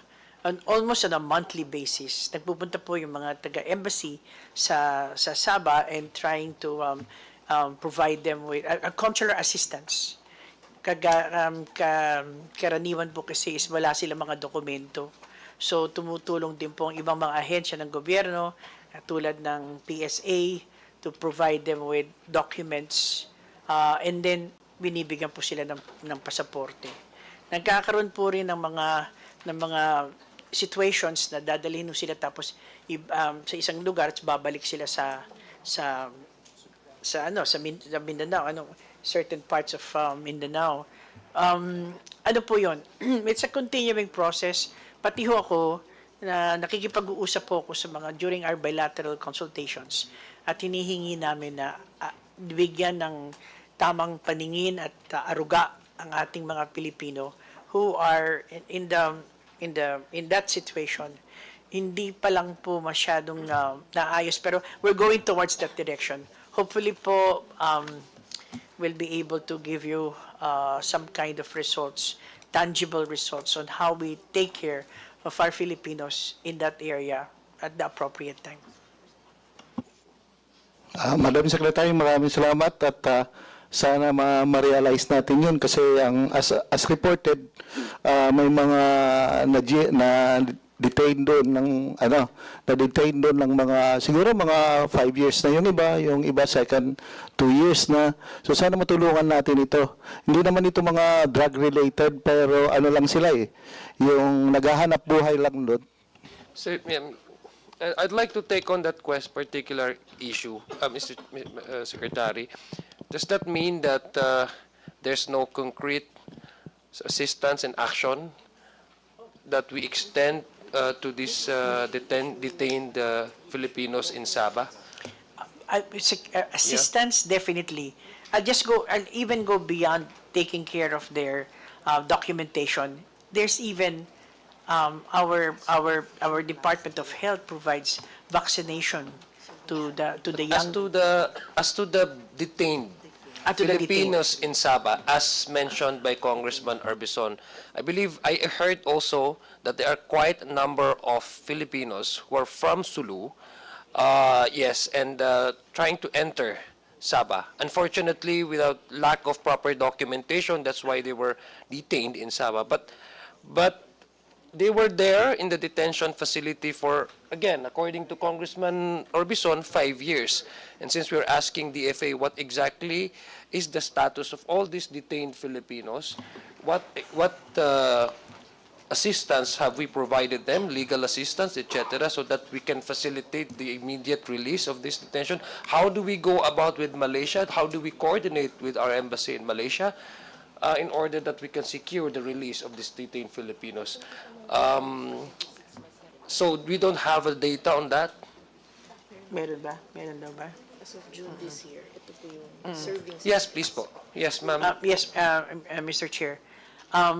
I have now certain statistics here as to the time serving, those who are serving sentence, there's about 1,730 and 543 are detained. 3,846 are immigration cases. So this is the statistics, but I just have to assure you that our embassy in KL is very much on top of this. Legal assistance is being provided because we have the legal assistance fund, which Congress has kindly provided us. So, except that this is continuous discussions with our Malaysian counterparts. But I hope our embassy in Malaysia and I hope the FA can really put this as one of their priorities. We don't want to cause any other, further, cause further trouble. At least diplomatically. You know what I mean, Madam Secretary? Yes, Your Honor. These people are Filipinos, though they may lack certain documents, but they are natural-born Filipinos. And sabi nga ni Congressman Arbison, unfortunately, their livelihood, they rely so much on their income and livelihood with trading with Malaysia. So I hope that our embassy there can facilitate and perhaps can extend help to these detained individuals, Filipino citizens. And maybe we can put this as one of our talking points with Malaysia. Maybe we can make this as one of our priorities with Malaysia. Yes, Your Honor, please, definitely. Thank you. I just personally want- appeal to you. Yeah. Yeah. I want to go Make this as a further, and priority. if you allow us, we'll give you a document that clearly stipulates Thank you. all that we have done for our Filipinos in Sabah. Thank you. Thank you po, Madam Secretary. Maraming salamat, Madam Chair. Thank you, Maraming salamat, Chair. Congressman Arbison. So we proceed to the next interpellator from the minority, Representative Iris Montes. Thank you. Ma'am, you have 5 minutes. Thank you, Mr. Chair. Good afternoon po. Good afternoon, Madam Secretary.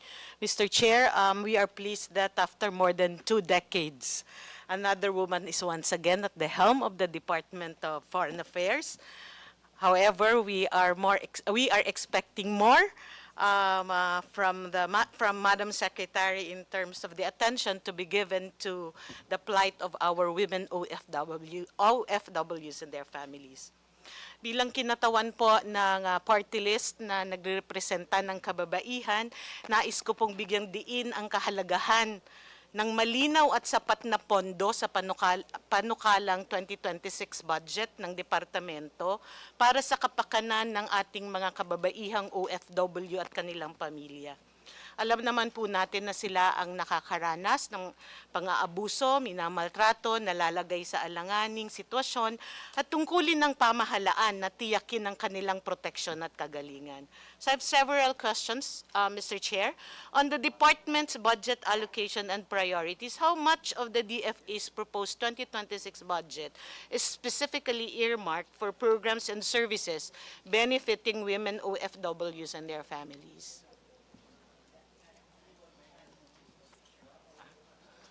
Thank you.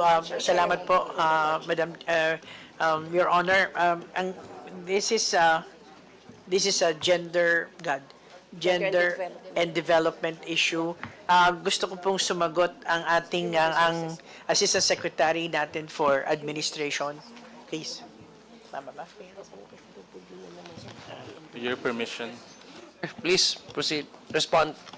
Well, in terms of gender and development within the organization, within DFA, Madam Chair, Your Honor, we were cited by COA last year in their audit as among those departments that have complied with the 5% threshold in our overall budget. No?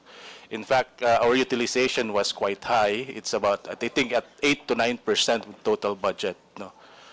Insofar as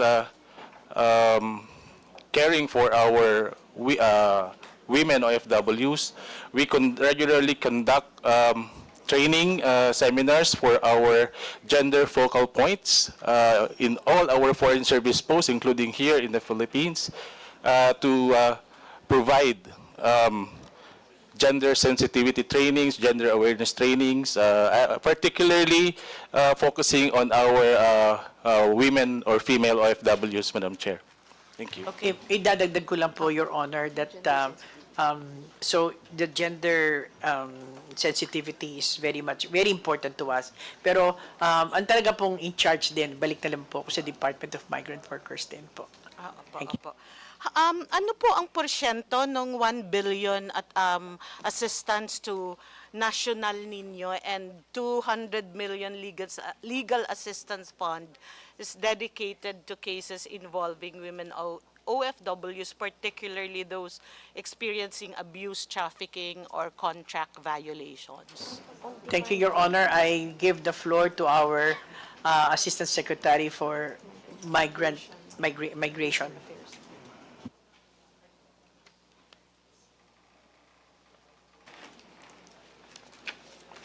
Thank you, Madam, Mr. Chair. Thank you, ma'am.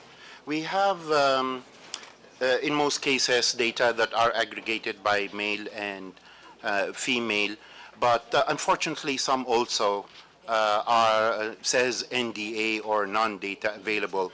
And from studying the data, I see that most of the NDA are really in crisis situations where they were not able to aggregate the data. If you just give me a second, ma'am. Okay. So while waiting po siguro, let me just manifest, Mr. Chair, that like my other manifestations in the other departments, I would also like to request from the DFA to, if possible, kung kaya po, to endeavor to have a disaggregated data on men and women, hindi lang po yung sa compliance sa GAD budget. Gusto rin po nating malaman yung sa ibang programa para mas makabuo po tayo ng mga polisiya at programa na angkop at tama sa ating mga constituents. So, sige po, sir. You may continue. Yes, ma'am. For example, in cases pending or detained, male ang 934. Ang female po is 535. Ang cases that are not detained but pending, ang male is 1,014 and female 1,489, or a total of 2,503. We also have data for the types of sentence by male and female, and also resolved cases for those who've pleaded guilty, sentence served, and executed. In general, we try to divide it by gender, and it is only in some where I see that repatriation, the gender aggregation has not been or segregated perfectly. Siguro po dahil pag emergency minsan nawawala na yung DWIT, although importante din po. We can try to later on submit a full listing together with the cost that had been allocated by gender po. Maraming salamat po. On programs and services, meron po ba tayo na bago or expanded program sa 2026 budget that directly address the vulnerabilities of women OFWs, such as sexual harassment, domestic abuse, or human trafficking?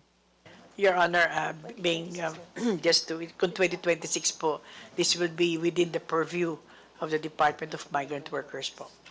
Okay, thank you po.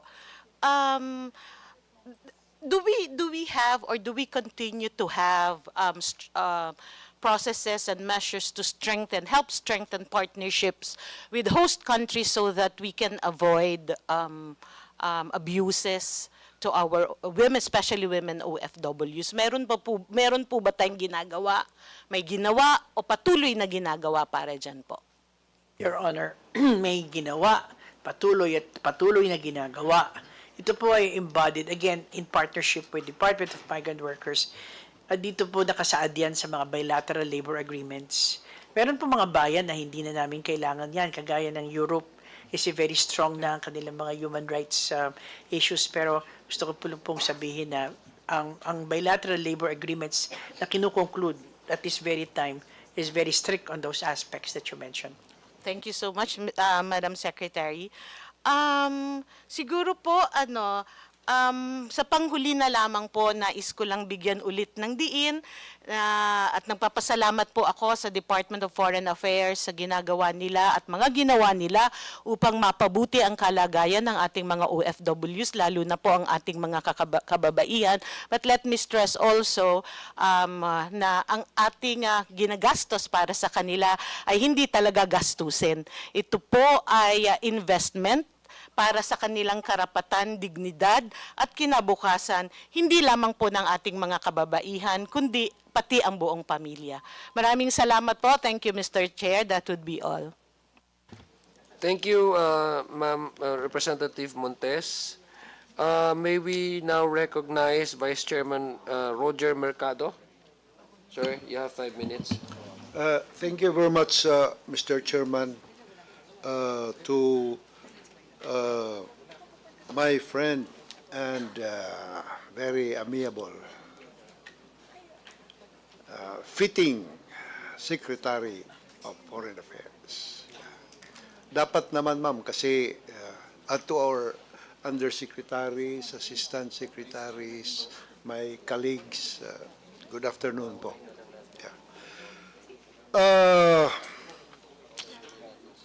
Actually, I do not want to make interpellations or questions because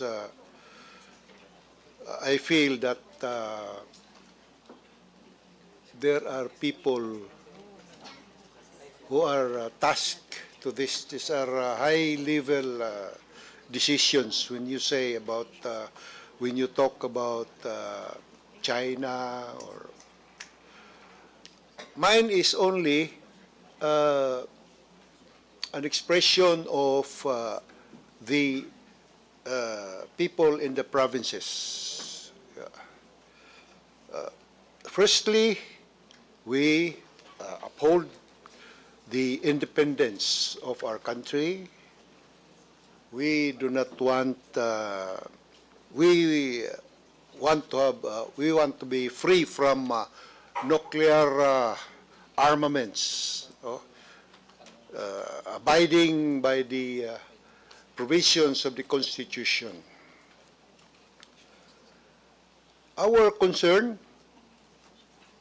is, well, before I will go to that, I would like to express, before I will forget, that this humble representation will definitely support, the budget of the DFA, and we would like to thank DFA for your efforts in helping our OFW. There are some coming from our province, and I know that you are really helping them.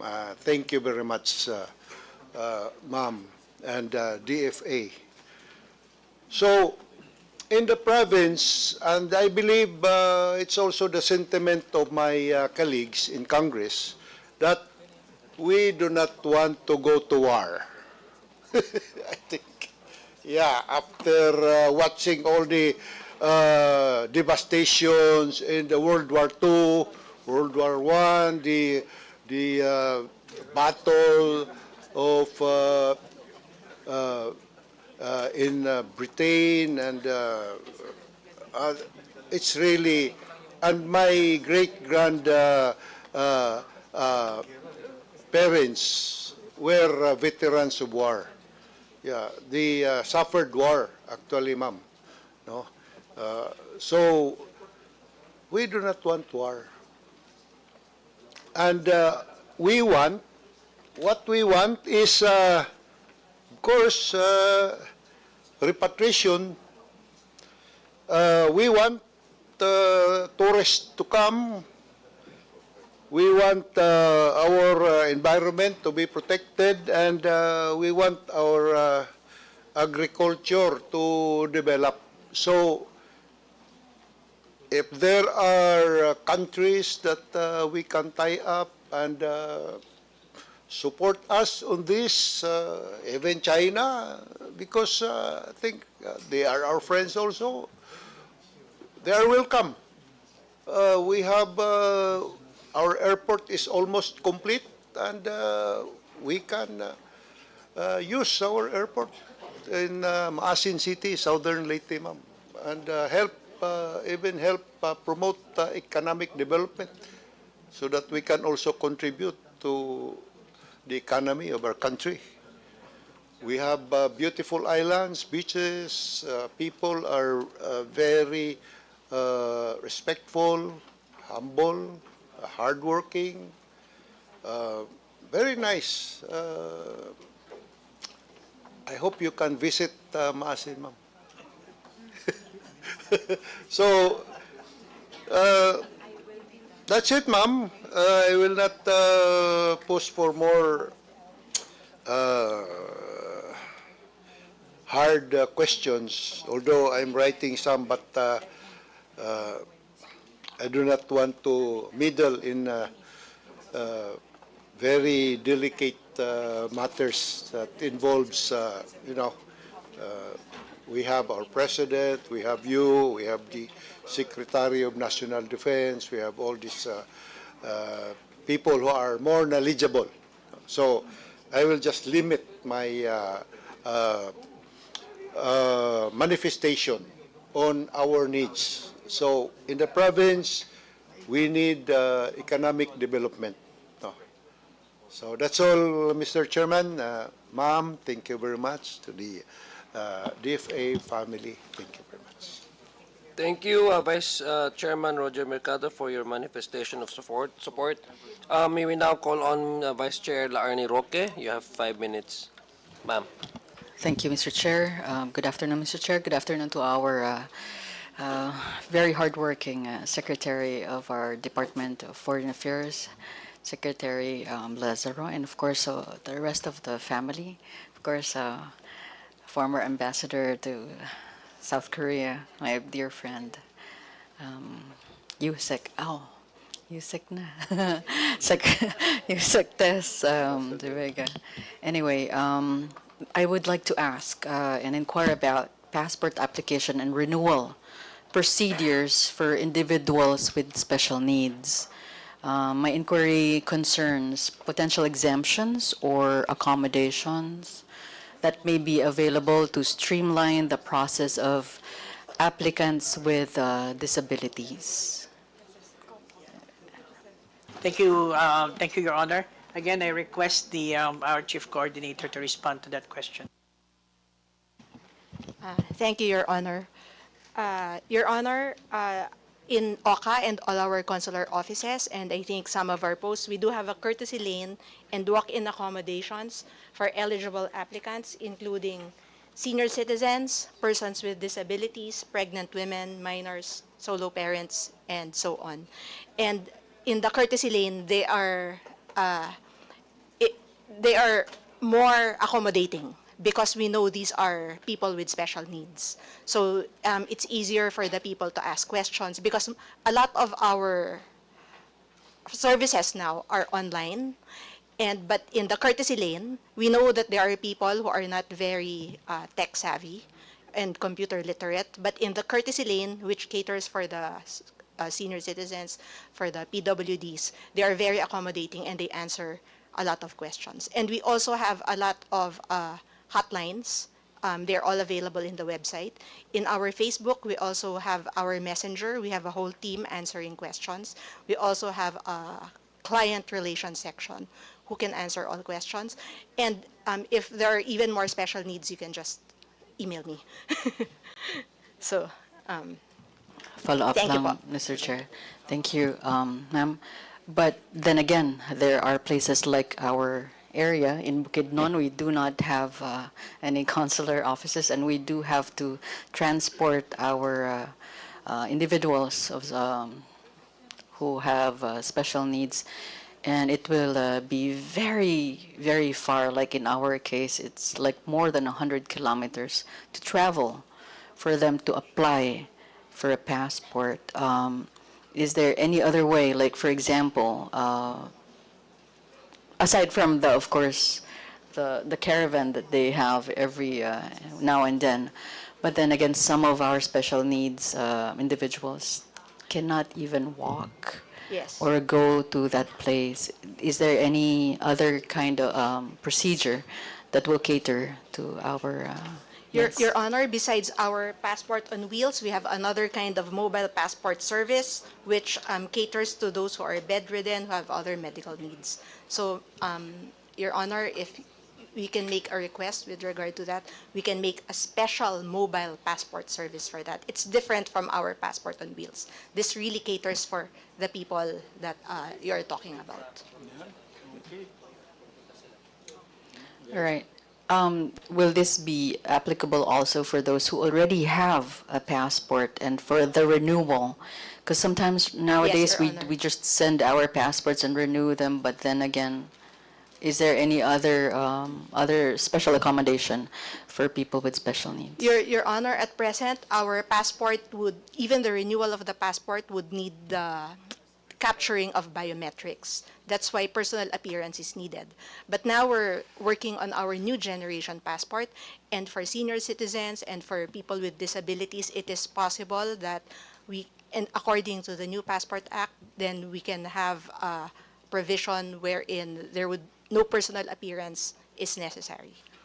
We just have to, we indulge your patience because we're working on this new generation passport, and these issues will be addressed directly po. Thank you so much, Mr. Chair. I don't have any other further questions. Yes. Thank you so much. Thank you, Ma'am Laarni. Now that's it for the first round. So we proceed with the second round. I believe Deputy Minority Leader availed earlier of the second round. Congressman Tino, Deputy Minority Leader Thank you, Chair. Tino, you have additional 5 minutes. Sige, thank you. Thank you, Chair. Oh, pag naubos, third round. Joke lang po. Okay, follow up lang po sa mga ilang tanong ko kanina. Earlier, we heard a very strenuous affirmation of the One China policy from our DFA Secretary. No? So, kaya po ang tanong ko, may kaugnayan dyan, recent statements made by the President this August regarding war over Taiwan. Sabi po niya sa international media, we do not want to go to war, but I think if there is a war over Taiwan, whether we like it or not, we will be drawn and dragged into that mess. And then we cannot just leave them, meaning OFWs, there.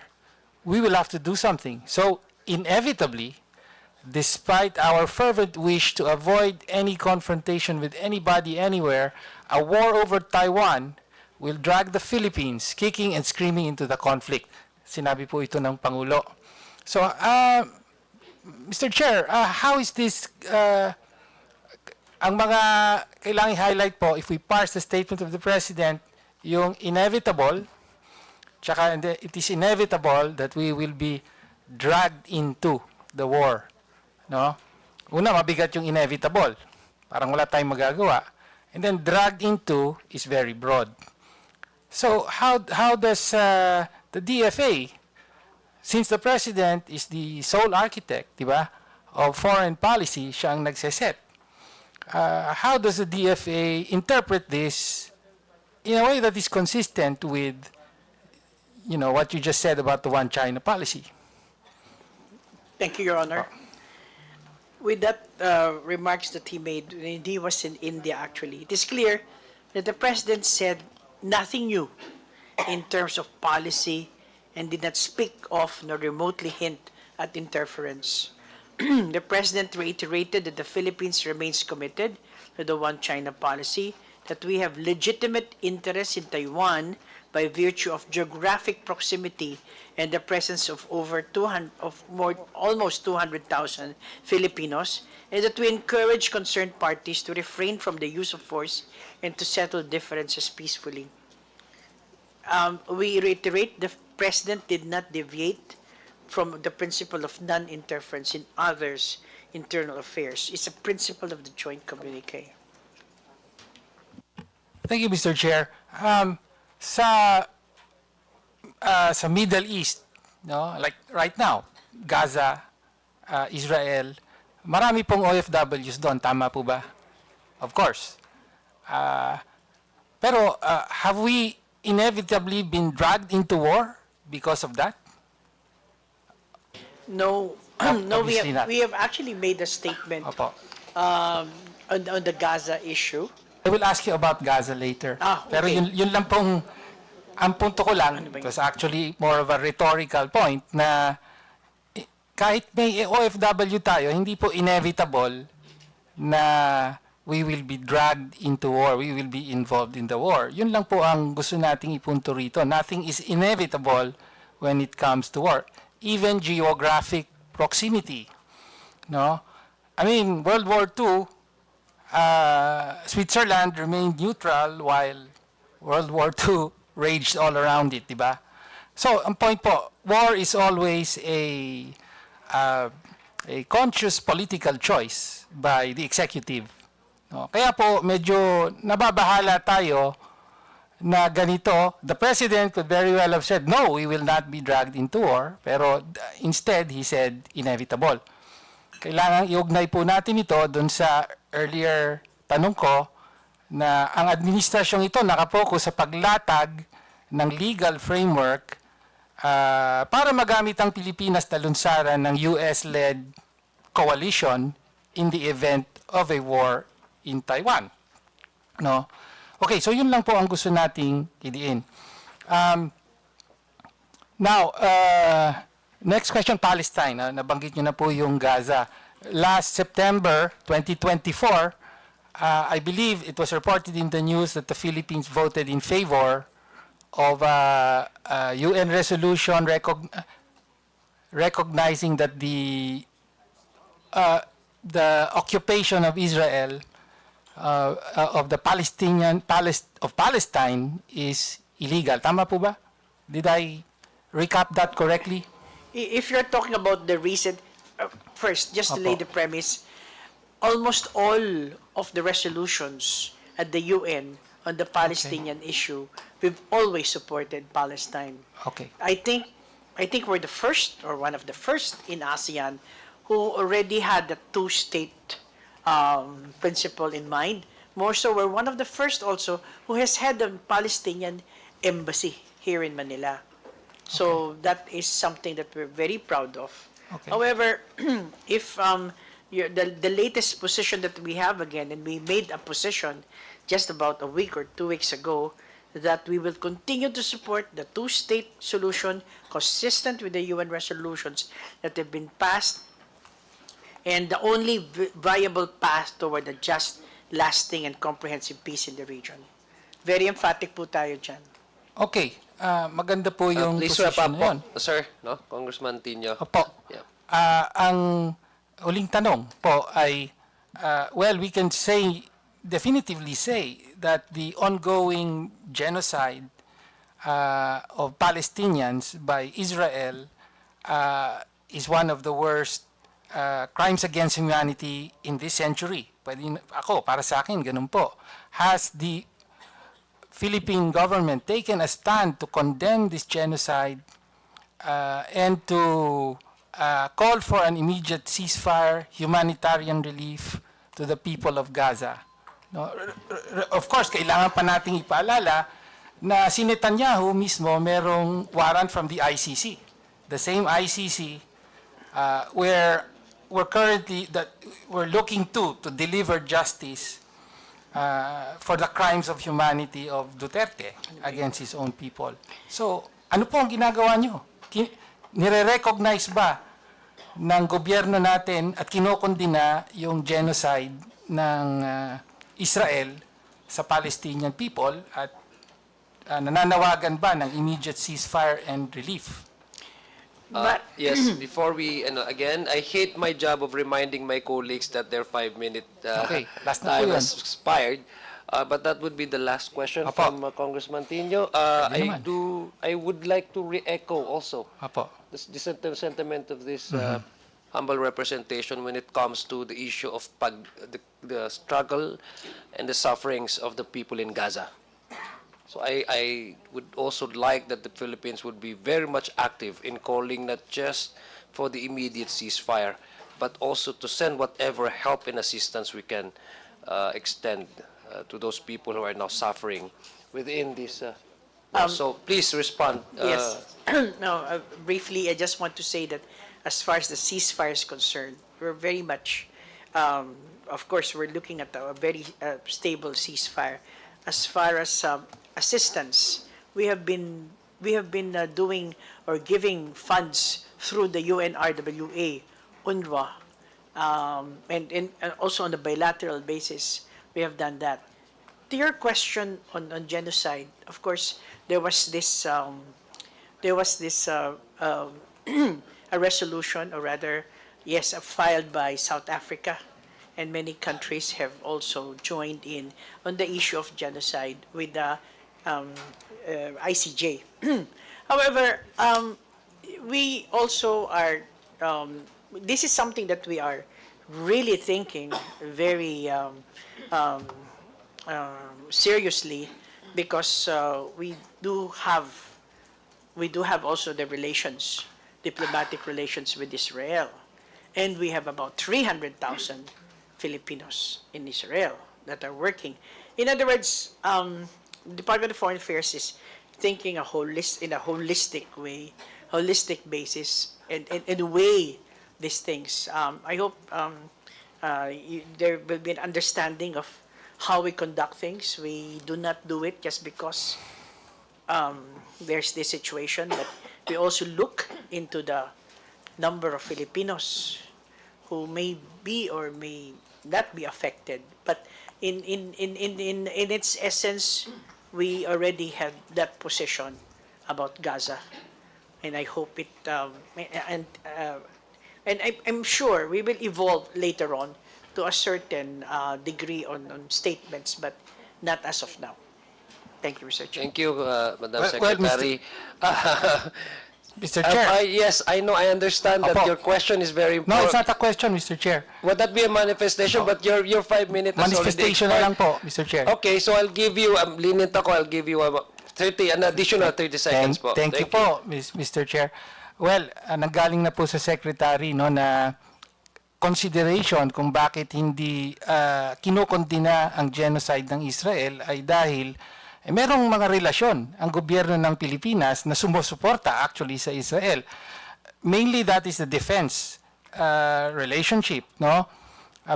Tayo ang one of the biggest buyers of arms for our AFP modernization from Israel, no? Yun po. Again, I am glad that the chair has joined in this concern, no, that our government must take a stand, no, na talagang iba yung nangyayari sa Gaza. Tinatarget ang mga Palestinong bata, sanggol, mga kababaihan, mga media, no, mga doktor, talagang genocide, crime against humanity. And so that far outweighs whatever benefits that our government derives, particularly the defense relationship, Mr. Chair. So nag-aapila po tayo sa DFA na tumindig at kondinahin at ipatigil ang genocide ng Israel sa Gaza. Thank you, Representative Tino, for your manifestation. You don't need to respond to that, Secretary, but I would give you time to at least correct some of the, I think there was a mention of selling arms. So just for the record, I give you time to correct that. For the record. For the record, based on data. Thank you, Mr. Honor. No, the defense aspect is not a factor here. In fact, medyo hindi na, well, the Department of National Defense would have been the best position. Pero iba na ho, even our discussions on a bilateral basis, wala hong defense.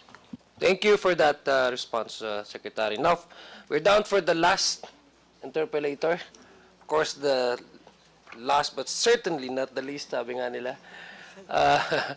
District Representative, 1st District, the Province of Capiz. Meron pa pala. Nagdagdag. Okay, so you're not the last. But certainly you're not the least. So, Deputy Majority Leader, Howard Ginto. Sir, you have 5 minutes. Thank you, Mr. Chair. To our Secretary, Secretary Lazaro, to our very caring and very accommodating Undersecretary De Vega. I'm just saying this because last 2023, we were in Korea at the time. Undersecretary De Vega was the one really assisting us and really took care of a whole bunch of congressmen. So thank you very much, and nice to see you here, ma'am. Actually, I just wanted to give an update first before I ask my question. This was something that I've been working on since since the 19th Congress, wherein I'm hoping to open a consular office in my district. So just to provide the feedback, we've already filed a bill.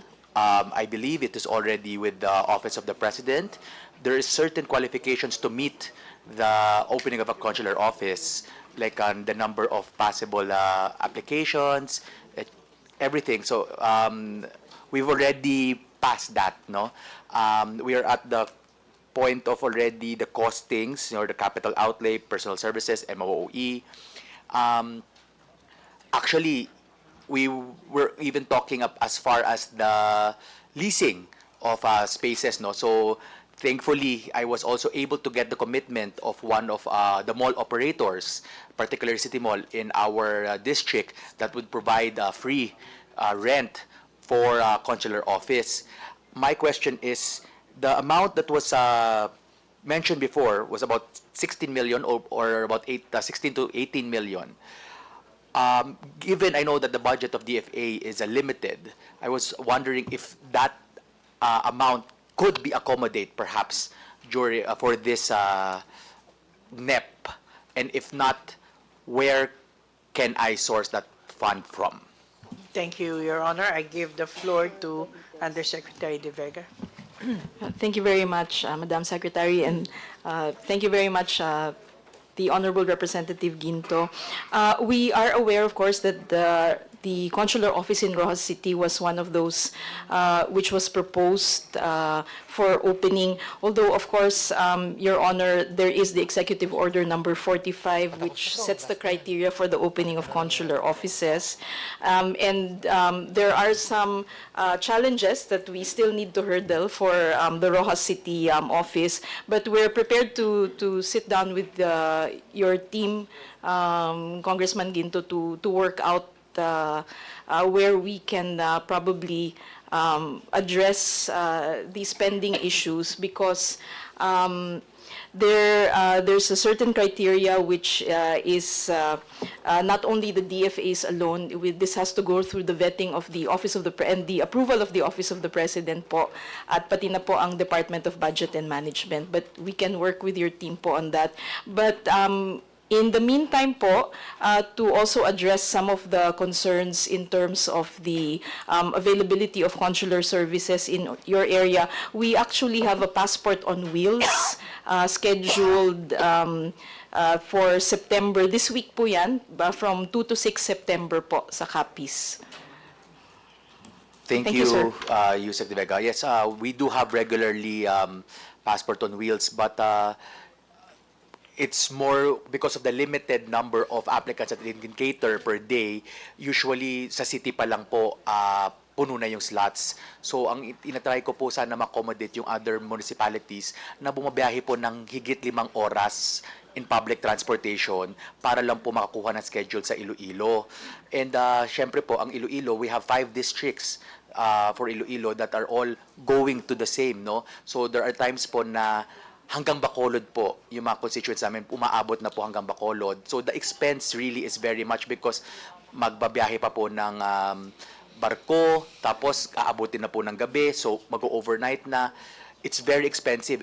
Yung passport po natin is 1,200, 1,500. Yung gastos po nasa 4,000. Mas mahal pa po, no? Oo. So ito po, malaki pong tulong sa amin kung magagawan po natin ng paraan. I understand there are certain qualifications, but based on our research, we do qualify already based on the number of I think it was 75,000 transactions annually, and we do meet it because the projected transactions is already around 89,000 annually. Yun lang po, Yusek. Yeah, thank you very much, Representative Ginto. We will work with your team po and also look at the fresh figures po, the most current figures po on this. Salamat po, sir. Thank you, Yusek Vega. Thank you, Madam Secretary Lazaro. And that would be all. Thank you, Mr. Chair. Thank you, Representative Ginto. Now, down to our last na interpellator talaga to. Ay, ko pa. Okay. Okay. Of course, you can have all the time you want. You're the chairman naman eh.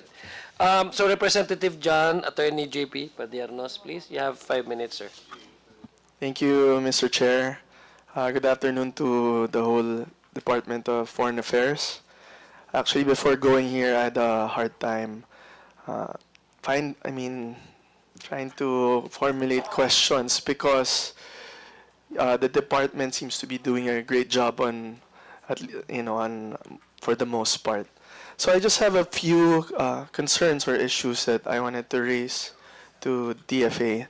So, Mr. Chair, the passport appointment system experienced repeated technical glitches and maintenance breakdowns throughout 2024, so causing long delays, website crashes, and forcing Filipinos to wait months for appointments.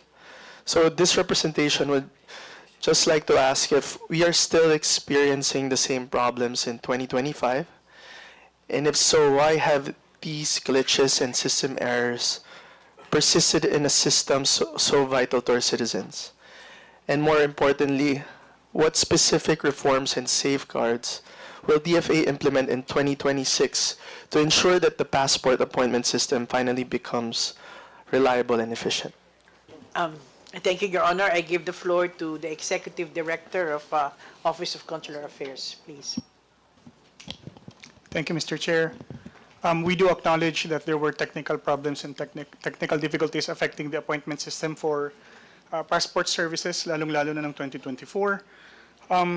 The department has a technology partner that it's closely working with regarding yung appointment system po natin. And we are following these technical problems that occurred, which was widely reported din naman po. The Office of Consular Affairs has now conducted a weekly meeting with our technology partner to address all of these concerns. There were some issues before with capacity of the database getting filled up. May mga technical issues din sila regarding connectivity, which is also not automatically their fault because they are also relying, sir, on an internet service provider then to provide connectivity nationwide. So, but not to give that as an excuse, we are in touch with our technology provider and we have addressed the issues that plagued that 2024 problem, sir, for 2025. And then moving forward, we are taking note of all the improvements that we need to rectify because should the department engage or continue getting a service provider for the passport, we will certainly put all of these recommendations together. Thank you, Mr. Chair. Mr. Chair, the reason why I'm asking is I would like to know if we need additional budget for the improvement of such system so that, every citizen, lahat po tayo, diba? We have the freedom to travel, right to travel, and our kababayans deserve the best of service, especially yung mga kailangan mag-travel abroad for family or even the OFWs, diba po? So, is that something that we have to take note or we have to push for? Thank you, Mr. Chair. As with any IT project, Mr. Chair, it's a amalgamation of design, capacity, and infrastructure when it comes to IT project implementation. So with regard to the budget requirement, if kailangan pa ba ng additional, sa ngayon po siguro hindi muna dahil po ito pong arrangement naman po ito ay meron po kaming 10-year multi-year obligation authority which was granted to the Department of Foreign Affairs way back 2015 po nung nagsimula itong infrastructure change namin with our current technology partner. So budget-wise naman po, covered naman po ito at saka sila naman po, si technology provider po yung nagpo-provide po ng mga hardware, equipment, and software. So na-address naman nila and they have actually, Mr. Chair, informed the department that they have procured or purchased more additional IT infrastructure to support their system. Thank you, sir. Thank you, Mr. Chair. I have just one more question with regard to cybersecurity, because based on a news report that was given by Philippine Star and GMA News, there was a data breach that potentially exposed the personal information of 28 million passport holders through the state-owned APO production unit, Incorporated. Passport printer, may we know the status of the same? And follow-up question, have the vulnerabilities been confirmed and secured? And what concrete cybersecurity measures has DFA implemented since 2024 to protect citizens' data? Thank you, Mr. Chair. That incident in 2024 involving cybersecurity, the Department of Foreign Affairs takes that very, very, very seriously. As enunciated by the Secretary herself in this meeting today, that one of our focus areas is cybersecurity. As mentioned, Mr. Chair, the Department of Foreign Affairs has a technology partner whose responsibility it is to implement, develop, and print the passport system. And following those cybersecurity reports from 2024, they have APO production unit has purchased equipment and necessary cybersecurity appliances, and also instituted changes in their network infrastructure in order to prevent these kinds of things from happening again, sir. The Department of Foreign Affairs as well, the Office of Consular Affairs as well, also takes this matter very seriously. And among our changes also, we have also implemented some changes in our network infrastructure to better align our network practices with the best practice recommendations for security matters. Thank you, Mr. Chair. Mr. Chair, that's good to hear. I hope matapos na po yung ating development process. And I'd just like to commend again. I met Secretary Lazaro for many times, and I'd have to say, under the leadership of your secretary, we're in good hands. So thank you to the Department of Foreign Affairs. And the department or DFA has my full support in whatever way I can to improve our services, especially for the Filipino people. Thank you so much. Thank you, Mr. Chair. Thank you, Attorney Padiernos. For the last interpellator, and I guess she does not need any recognition. She can always just butt in. Chairperson Mika Suansing.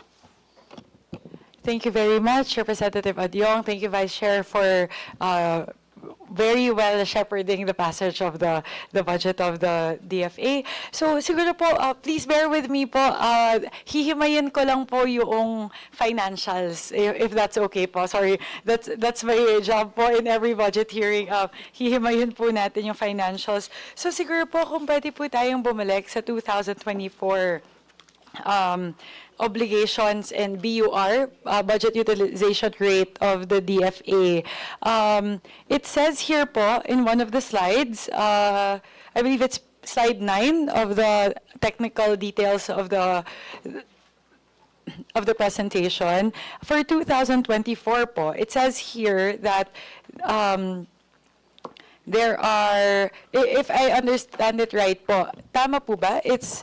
You went 9.9 billion over the appropriations. Kasi po ang nangyari, if I understand it correctly po, current appropriations plus automatic plus continuing plus special purpose funds, ang total po is 30.902,293.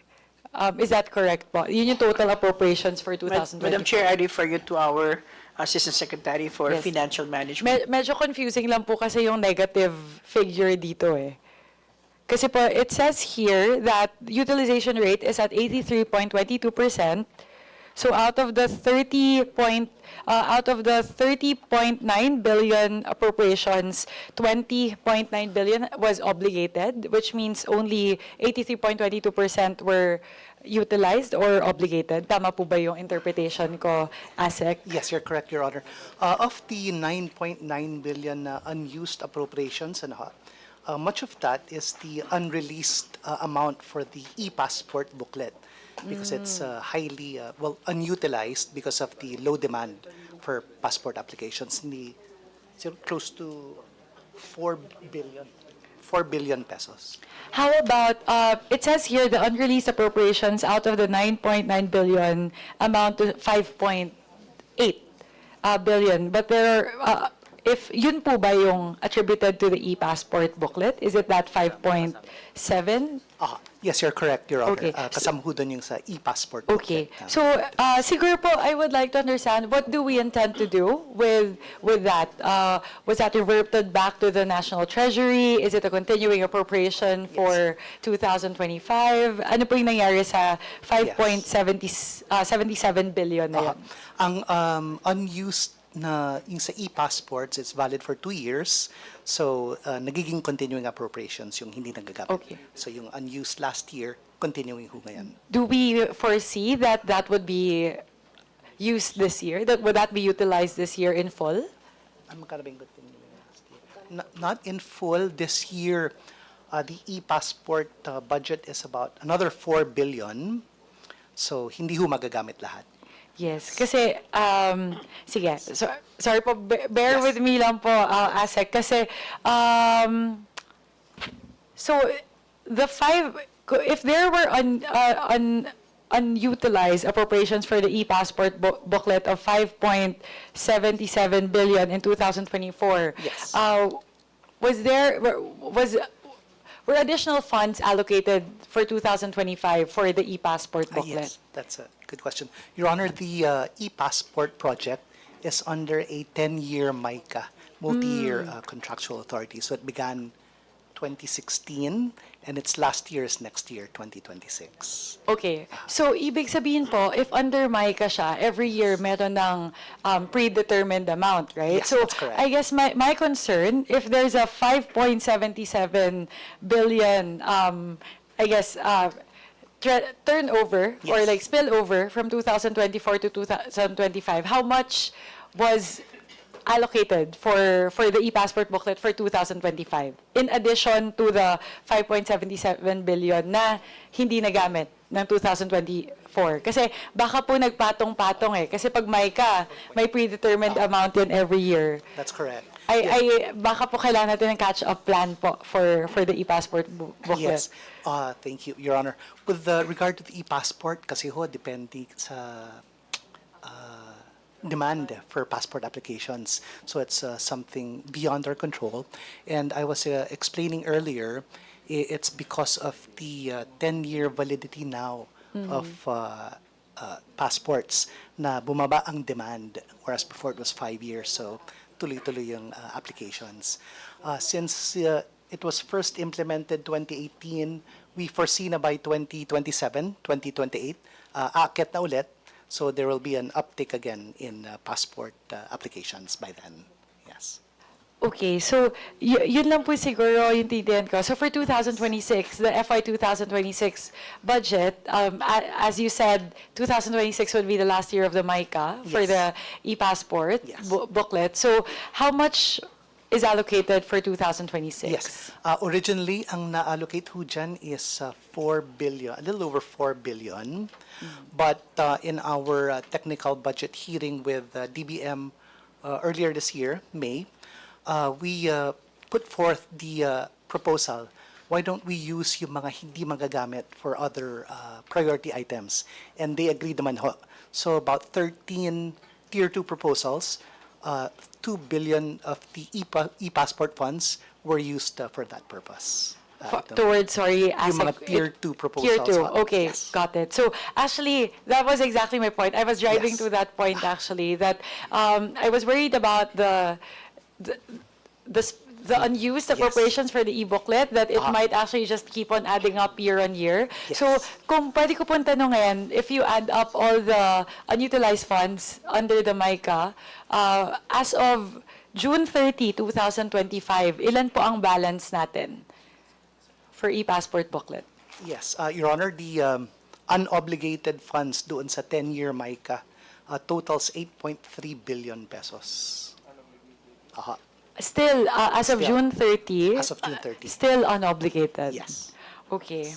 And then, may idadagdag tayo na 2 billion Yes. for 2026. For 2026, naggamit na ho yan for Tier 2 proposals. Yeah, because the 13 of original them. proposal was 4 billion, right? But only 2 billion out of that Yes. was agreed to be funneled towards Tier 2, right? So may natira pa ring 2 billion. Yes, which will be used for e-passport Yes. booklets this year. Okay, which means, I guess, yun lang siguro yung concern po. We still have 8.3 billion unutilized as of June 30, but we still will add 2 billion for 2026.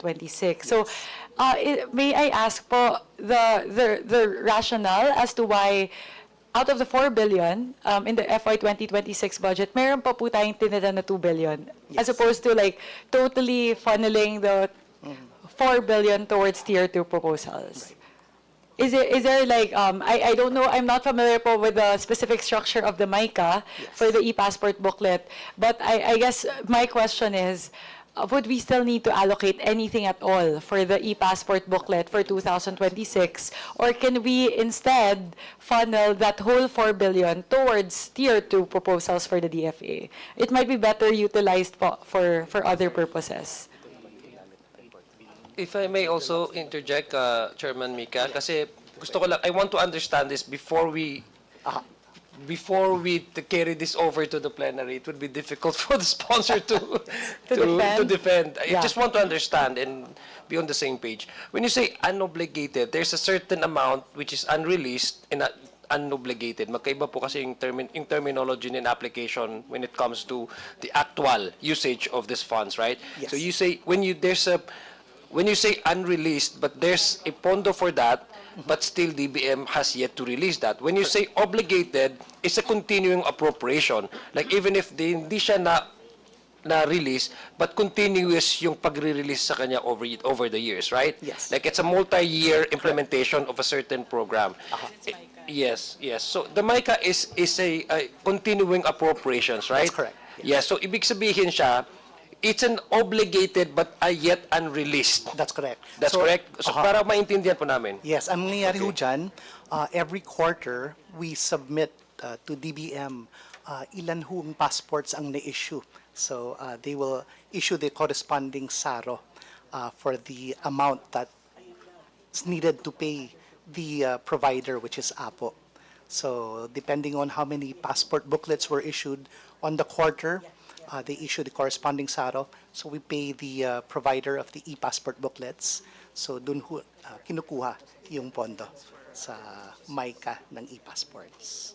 Yes. So I think there was a suggestion by the chairperson, Mika, that instead of just having this huge amount, sitting idly in somewhere, why can't you just use that to fund any other services?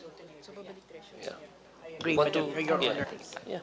If I may po, we also have someone here from the DBM, Secretary Lazaro, if that would help po, because I guess again, I don't know the specific structure of the MICA for the e-passport booklet, so I don't know if it's allowed actually for us to just take that whole amount of 4 billion. So, ASEC, would you like us to recognize our representative from, because I guess ang akin lang po kasi siguro, we still have 8.3 billion under that program. And again, given the uncertainty in terms of the demand for e-passports, we might not even utilize that at all. Kahit yung 8 billion, di ba? Even maybe until end of 2026, baka hindi pa natin magamit yung 8 billion. So siguro po, given that, you have that amount already lodged within the DFA, di ba? Maybe it's better to funnel it to more important immediate needs of the department. So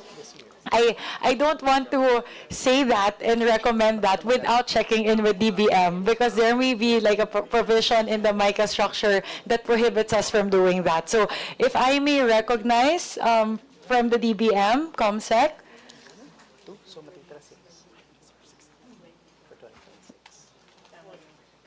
Kasi ano ma'am kasi that would also contribute to your unutilization rate in general, your performance as an agency, 'di ba?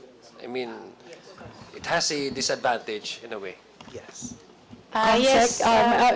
If I may, a representative from the DFA, ma'am, may you please, ano sabi ko? Ano sabi ko, DFA? Hilo na. If I may please recognize the representative from the DBM, ma'am, please, may you please identify yourself for the committee? Yes, Madam Chair. I'm Mary Rose Aguilar po, Acting Assistant Director po ng Budget and Management Bureau di handling DFA po. For the issue po kasi ng DFA, like po na sinabi po ni ASEC, na meron po silang 10-year MICA po para dun sa e-passport. During the Tier 1 deliberation po namin, yun nga po, napansin namin na napakalaki po nung kanilang unutilized po sa e-passport. So, what we did po is kinausap po namin sila, baka pwede nilang i-re-evaluate po yung kanilang mga priorities for 2026. So, yun nga po, ang ginawa po nila is portion po nung e-passport because of the low demand po nung kanilang e-passport. Portion of that is nire-allocate po nila dun sa other priority projects po ng DFA. Yung MICA naman po kasi is, while meron po tayong commitment, kasi MICA is a commitment po na dapat napopondohan po natin yung mga projects. Pero upon evaluation po, since hindi naman po siya magagamit, and the e-passport po kasi is hindi pa po siya release sa agency. So yung issuance po kasi ng e-passport is subject to special budget request. So since wala pa po siyang SARO, wala pa po siyang SBR. So, ang ginawa po ng DFA is, yun nga po, portion of 2.3 billion, nila-allocate po nila sa other priority projects nila. So, siguro po, Assistant Director, if you may enlighten us, kasi as of now, 2 billion lang out of the 4 billion were allocated towards Tier 2 projects. So, pwede ba na yung buong 4 billion i-pull na towards other projects?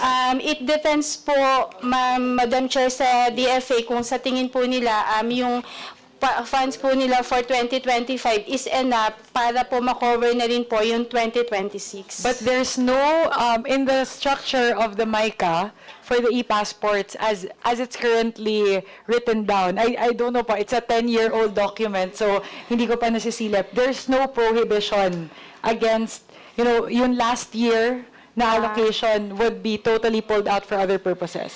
Well, although nakalagay po sa MICA is for e-passport po, on the part naman po kasi ng DBM, it's a commitment po para po na-fund natin yung requirements po ng project. Pero once sa re-evaluation po, sa tingin natin, hindi naman po siya magagamit. So, pwede naman po natin, Madam Chair, na i-re-evaluate and i-reallocate po sa other priority projects po.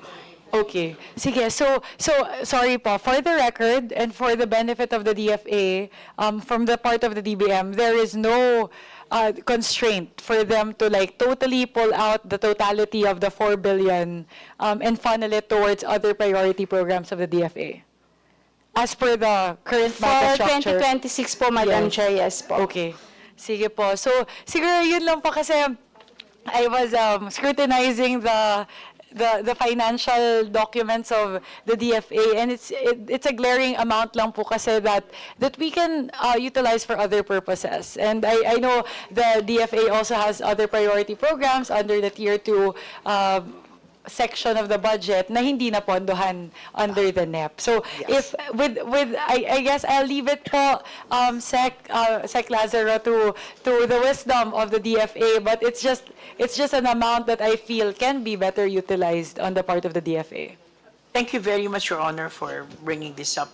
I think the most prudent position here for us is to reevaluate, as also mentioned by the DBM person, and just give us a little bit more time, just in time for the plenary for for our budget sponsor, so that it would be clear for us. Just a little bit more time to Yes. look at the Of course re-evaluation. po. Apa. I'm just here lang po to guide, but ultimately, 'di ba? It's on the part of the DFA. Kasi ang nakikita ko lang po diyan, again, I'm actually worried about the 8.3 billion that's already lodged in the DFA, whether it will be utilized even until the end of next year. And if ASEC or Assistant Director, if you may enlighten me lang, if in case, ano yung lifespan nitong 8.3 billion na to? Until when does the DFA have the leeway to utilize this 8.3 billion? Kasi I'm thinking it won't be fully utilized by next year given the demand, just from the demand projection standpoint. So may I know po until when the DFA has to utilize this 8.3 billion pesos for the e-passport booklet? Out of dun po sa Madam Chair, sa 8 billion po, 4 billion po will end po, ang validity po niya is until December 2025, and for the remaining balance po na 2025, ang validity po niya is until 2026 po. Okay. So you have half a year to spend 4 billion for the e-passport booklet, otherwise it gets reverted back to the Treasury, and the other 4.3 billion. So I think po, given that, it might be best to not add pressure by adding even more to the bucket for the e-passport booklet program po, Sec. Thank you very much po. Another question, 2024, apart from the 5.7 billion in unreleased appropriations for the e-passport booklet, I'm also seeing here that there is additionally an obligated amount of 4.2 billion pesos. May I know po why that remained unobligated? Unobligated. 2024 po, 2024. Kasi po, out of the unused appropriations of 9.9 billion, 5.7 of that is unreleased and 4.2 is unobligated. Okay. Hindi ho ito yung sa e-passport na. I don't know po. Which of these is the e-passport po? Yes. Kasi po magkaiba po, di ba? Correct. Not the whole 9 billion. Yes.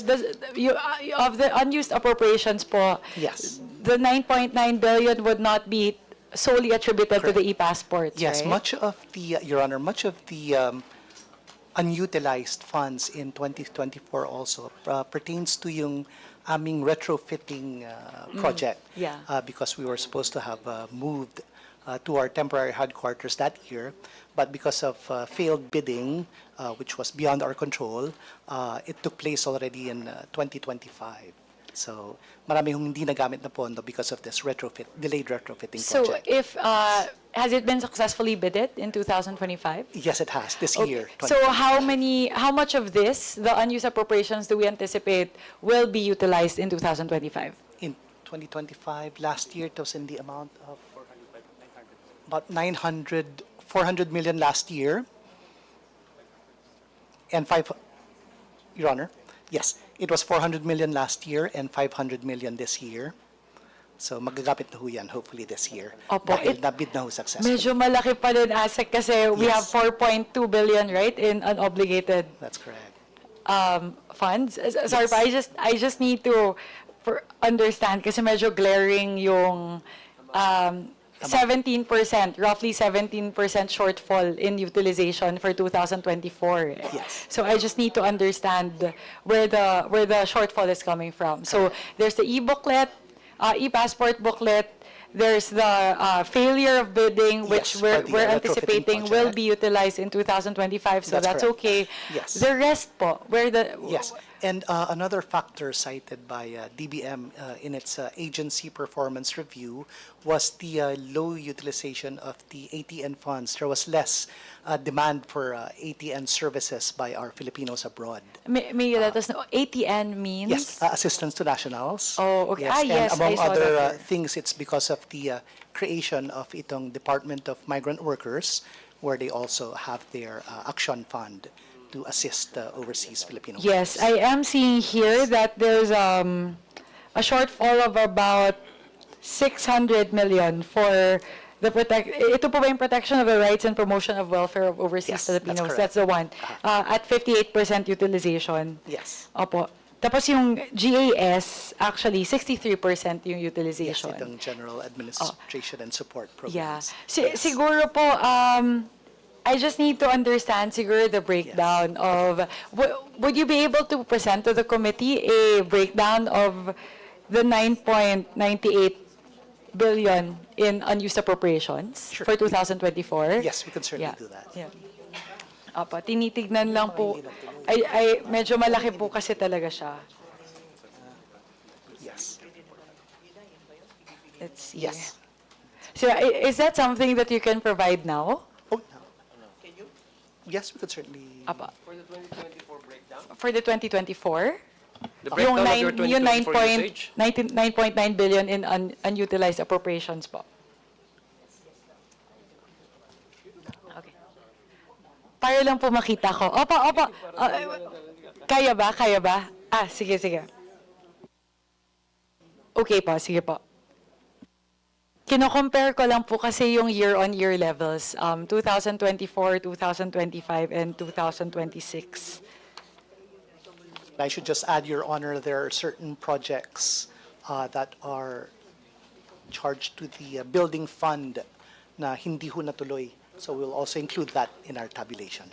So a lot of it, hindi na start at all yung project. Yes, allotted for repair, acquisition, construction, certain chanceries, residences abroad, pero somehow hindi ho natuloy. Yeah, because I'm seeing here, just comparing just the time series, right, across the 3 years. If you would see, hindi naman ganun sobrang lumaki yung MOOE. Actually, your MOOE is lower in the NEP than it was in the GAA for 2025. The changes really are in the PS, which increased by about 1.8 billion, Yes. and the capital outlay, which increased by about 800 million. Yes. So, yun lang. Gusto ko lang po makita yung utilization actually for us to be able to see how much. Kasi, again, medyo flag siya for the committee if there's like a huge chunk of unutilized appropriation. So, again, we want to make sure that the funds we place are utilized po. Correct. So, And Your Honor, yung decrease sa MOE from the 2026 NEP compared to the 2025 JA is because of yung paglipat ng 2 billion that came from the e-passport project to be used in other priority items. it went towards capital outlay or PS? Wala hong PS, mostly MOE and capital outlay. Okay, sige. Yun yung 800 million increase in capital outlay. Yes. Okay. Outlays. Plural pala yun. Capital outlay, isa lang. Capital outlays.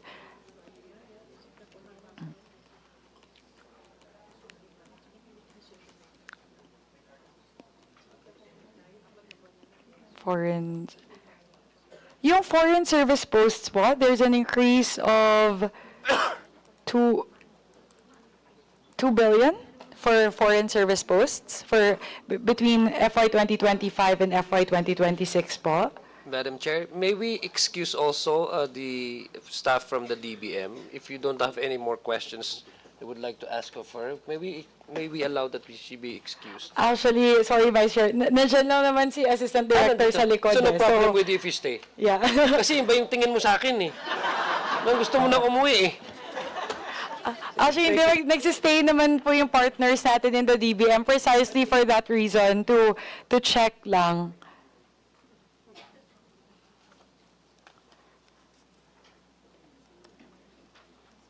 I think provision of foreign service, sige.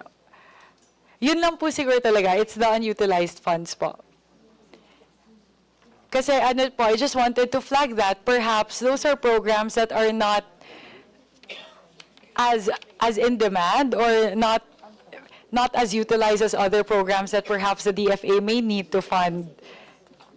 Medyo malaki kasi po talaga siya.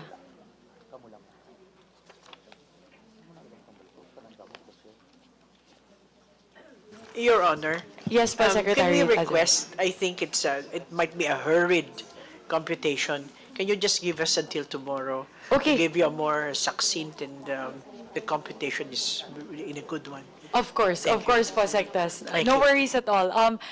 Yun lang, I went through the files kasi, and siguro yun yung pinaka-glaring sa akin. I also want to, I guess, guide the DFA towards funneling the budget for 2026 towards programs that are most needed by the department. So siguro po, while the DFA team is putting that together, now that we've seen that there may be certain programs that do not need that big of an allocation, siguro po, Sectas, we'll leave it to the DFA to discuss amongst yourselves po.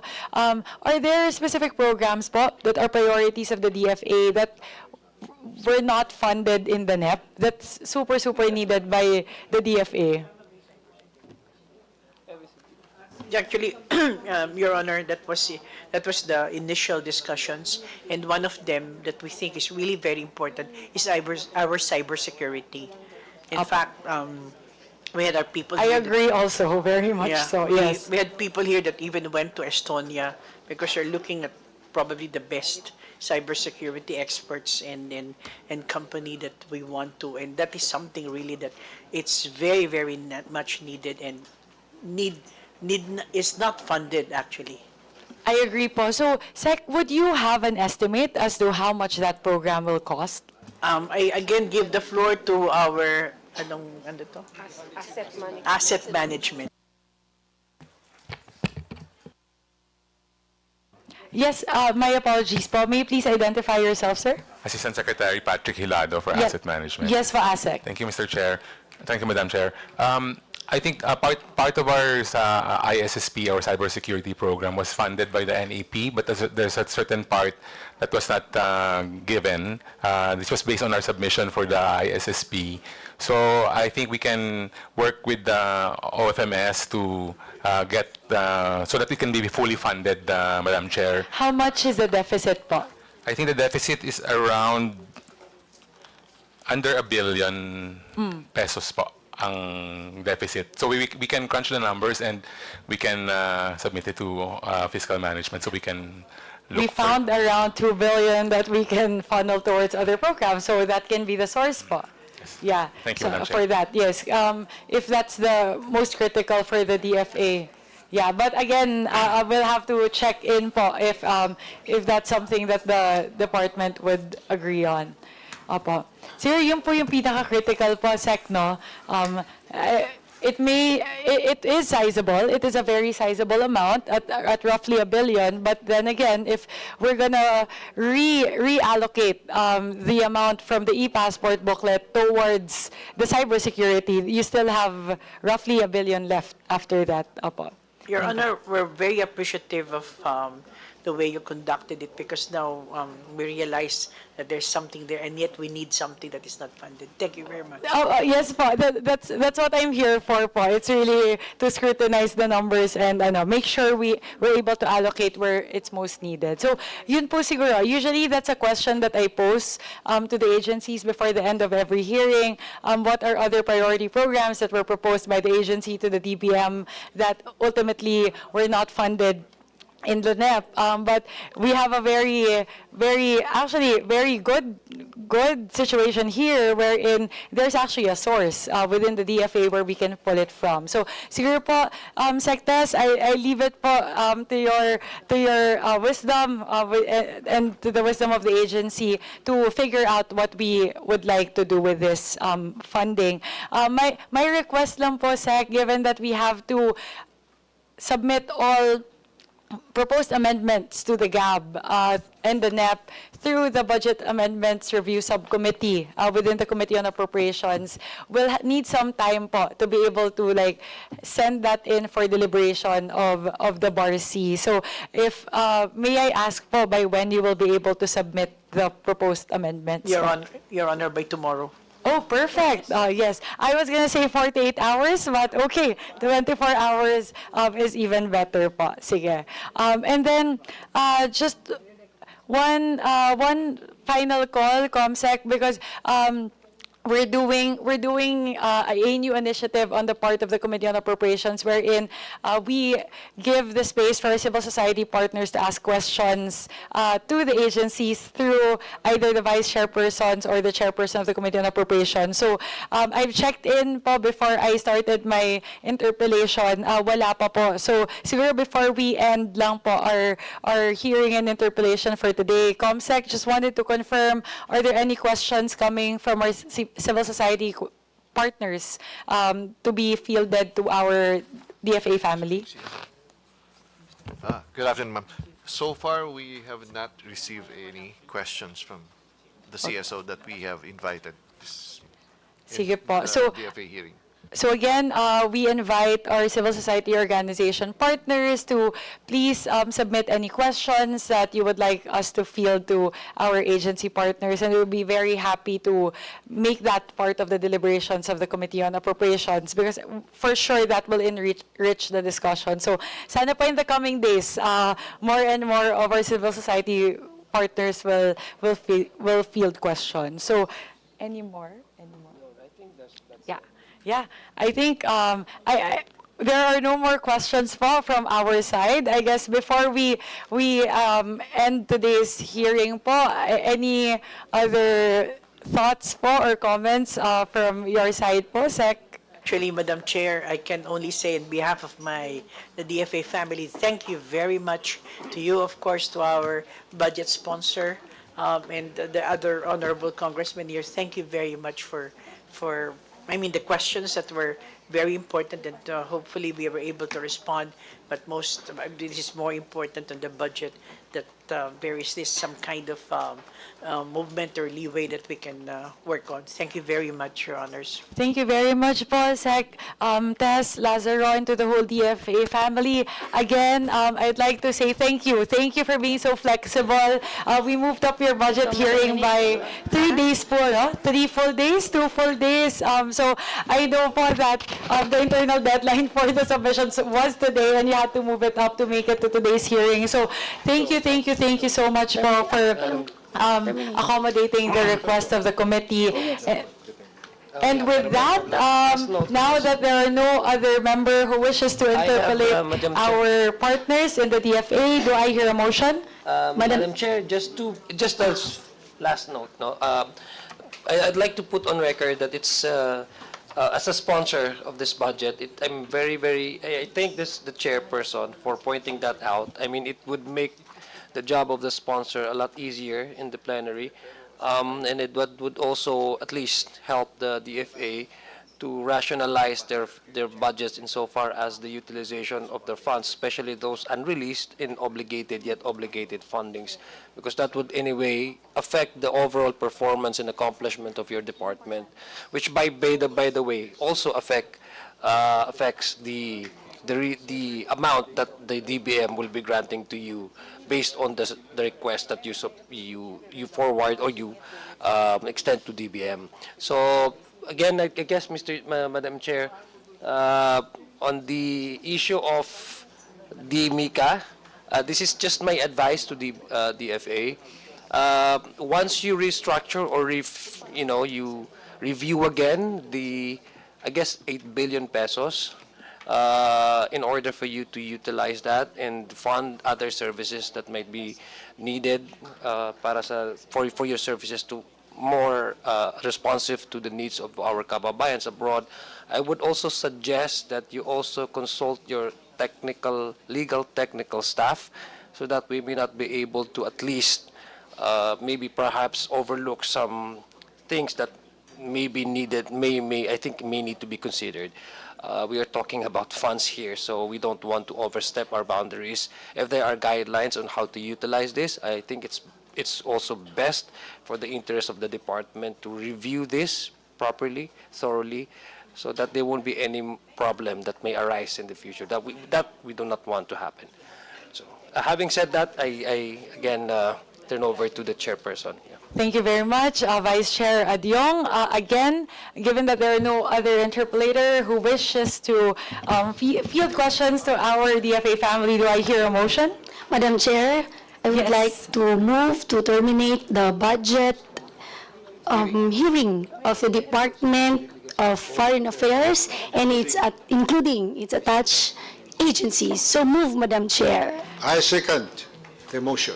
There is a motion to terminate the budget hearing of the Department of Foreign Affairs, including its attached agencies. Do I hear a second? Second, Madam Chair. Given that it has been moved and seconded, the motion is carried. The budget hearing of the Department of Foreign Affairs, including its attached agencies, is hereby terminated. Congratulations. See you in the plenary. Madam Chairperson, Yes, go ahead. may I move that we suspend the hearing and resume tomorrow